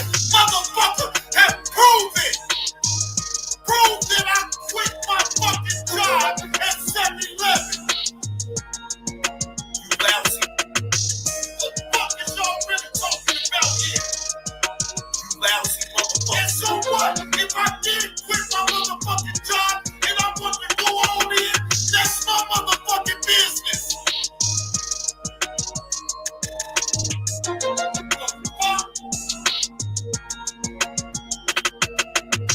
Lousy motherfuckers that don't support me anyway and call yourself hate me, ain't never met me, ain't never had a real conversation with me, but you hate me so much, and I love it, because guess what? I don't give a fuck about your motherfucking hate. You lousy motherfuckers that do not give a fuck about any one of you lousy that sit up here and talk. Keep talking, motherfuckers. Hey, Lou, you can step back all you want, bro. But it's an insult to me that you telling me that you're going to extend me an olive branch. Extend me an olive branch? My nigga. The fuck you mean extending me an olive branch, my nigga? Nigga, you just came up here on my panel and told me that some niggas that you hang with over there at Bus Life was telling you shit about me and you ran with it. That ain't no leadership. That ain't no leader. How the hell do you run a business but somebody can tell you something about an individual that shit don't even be true and you run with it, bro? No, that you said that shit the wrong way, bro. You can't extend me no motherfucking olive branch, nigga. I never disrespected you. Nigga, when I say I got screenshots of shit that you just said about me, nigga, you better know that I do. Cause I watch every fucking thing, bro. No, you ain't extending me shit, my nigga. And fuck that apology, my nigga. Fuck that. You can't sit up here and play in my face and tell me that some motherfuckers, you a grown-ass man. And you come up here to another grown man panel to tell him that some people said some things about me and you ran with it. That's why I played this drop. That's exactly why I played this drop. The fuck, bro? I don't play them type of games, bro. I don't play them games, and I'm being honest with you right now. I'm calling the bullshit on that with you. I don't accept your fucking apology. Fuck that apology. The fuck? All of a sudden now you want to be over here building. Now you want to be over here with positive people. The fuck out of here. What's up with it, Retro 813? No, my nigga, you can't play in my face like that. No, I'm not going. You not playing in my face like that, bro. No. That ain't no leadership. That ain't no leader at all to sit up here and allow somebody to tell you something and you run with it and it ain't true. And you don't find out for your own self? So you might as well continue to go along with the fucking narrative then. See, I'm not no phony motherfucker. I played nice for as long as I could while you was up here on my panel. Because you have never hit my panel. Yeah, I played nice. Because I know how to have a civil conversation, but I also know how to keep it real with an individual that's sitting up here playing in my face. A grown-ass man gonna sit up here and tell me a motherfucker can tell him something and he gonna run with it and he don't try to find out the shit is really true. The fuck? No, bro. All due respect, fuck you and that apology. That's what I say to you.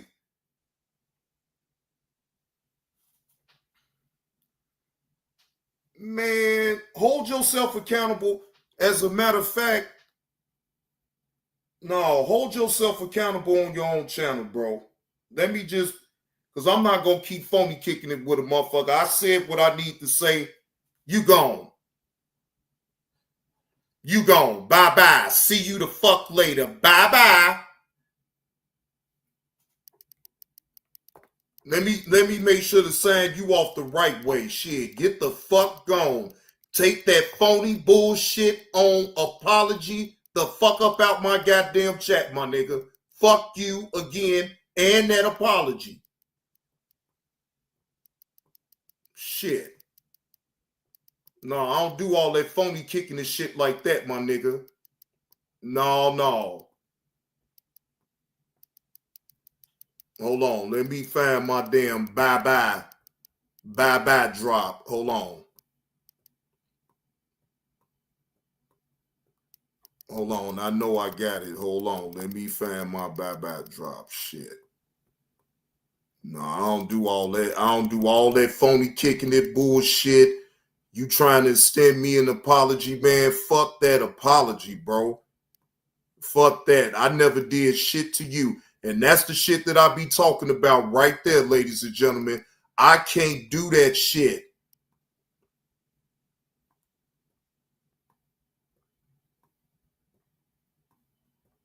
Damn, I can't find my goddamn, wait a minute, hold on.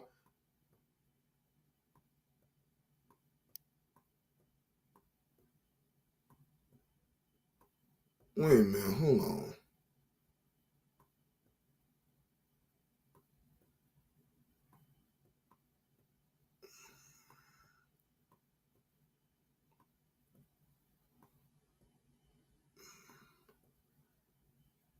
I think I'm going too damn fast. Should have already had that queued up. Shit. Oh, here we go. Yeah, have a nice day, Lou. On what the fuck I said. So, with that being said, I'm gonna count you down because I know you see it. 5, 4, 3, 2, 1. Bye-bye. Bye-bye. Bye-bye. Bye-bye. Bye-bye. See you later, dumbass. Bye-bye. Bye-bye. Bye-bye. See you later. Dumbass. You ain't got to donate, but you gotta get the fuck up out my damn chat. Go somewhere else and their life. You control them, dumbass. Bye-bye. Dumbass. See y'all saying that is? I argued with that damn troll. I told that troll what the fuck it is. Either you donate or you get the fuck gone. I don't give a fuck about your line of question. None of that. Bye-bye, dumbass. Scram, bitch, dumbass. Dumbass. Bye-bye. Bye-bye. Bye-bye. See you later, dumbass. Bye-bye. Bye-bye. Bye-bye. See you later, dumbass.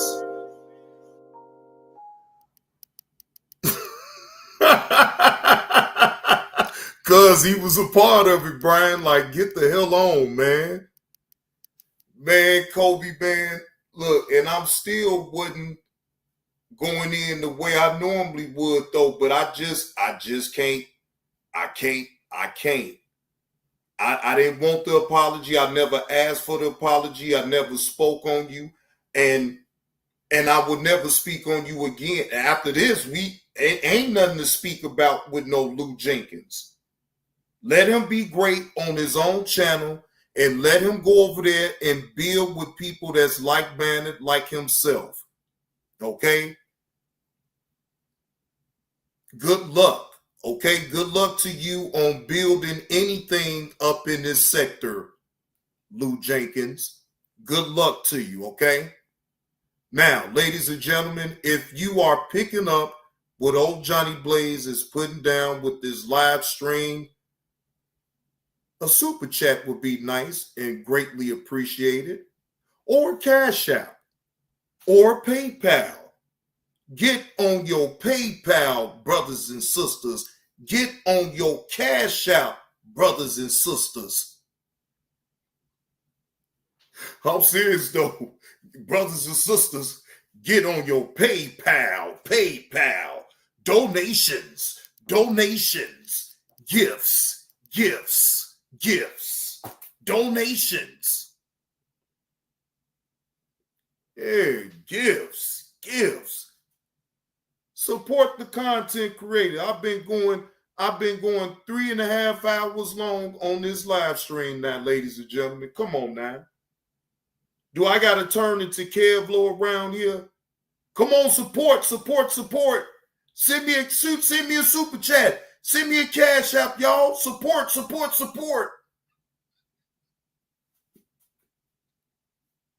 Shit. Damn, look. Do I got to turn into Kevlar real quick and, support?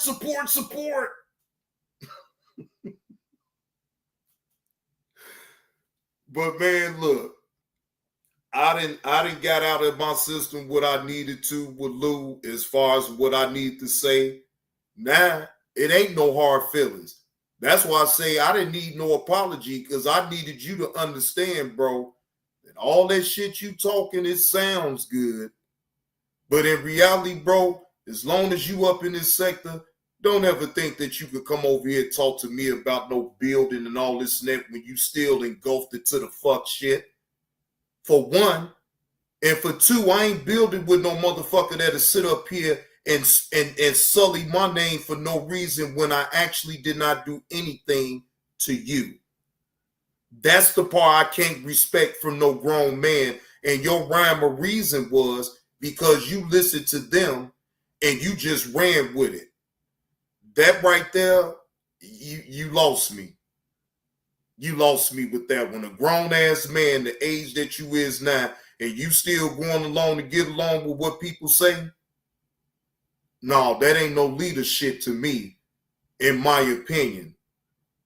But you can be whatever the fuck you want to be on your channel, but I would just advise you not to ever type up in my chat again. So that's what it is, and that's what it's going to be. Now, if you truly are picking up what I'm putting down and you really like the content that I provided for y'all this evening, hit the like button, donate, one or the other or both. But both would be very much appreciative. All right?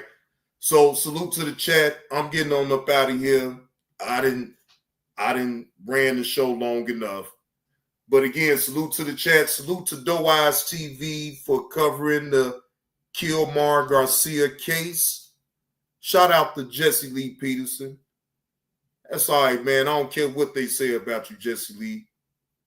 And shout out to Yella. Shout out to Tanya. And shout out to Lou for actually coming on up here and, getting this little smoke from me. He had it coming. It is what it is. But again, salute to y'all. I'm out. Y'all enjoy the rest of y'all evening.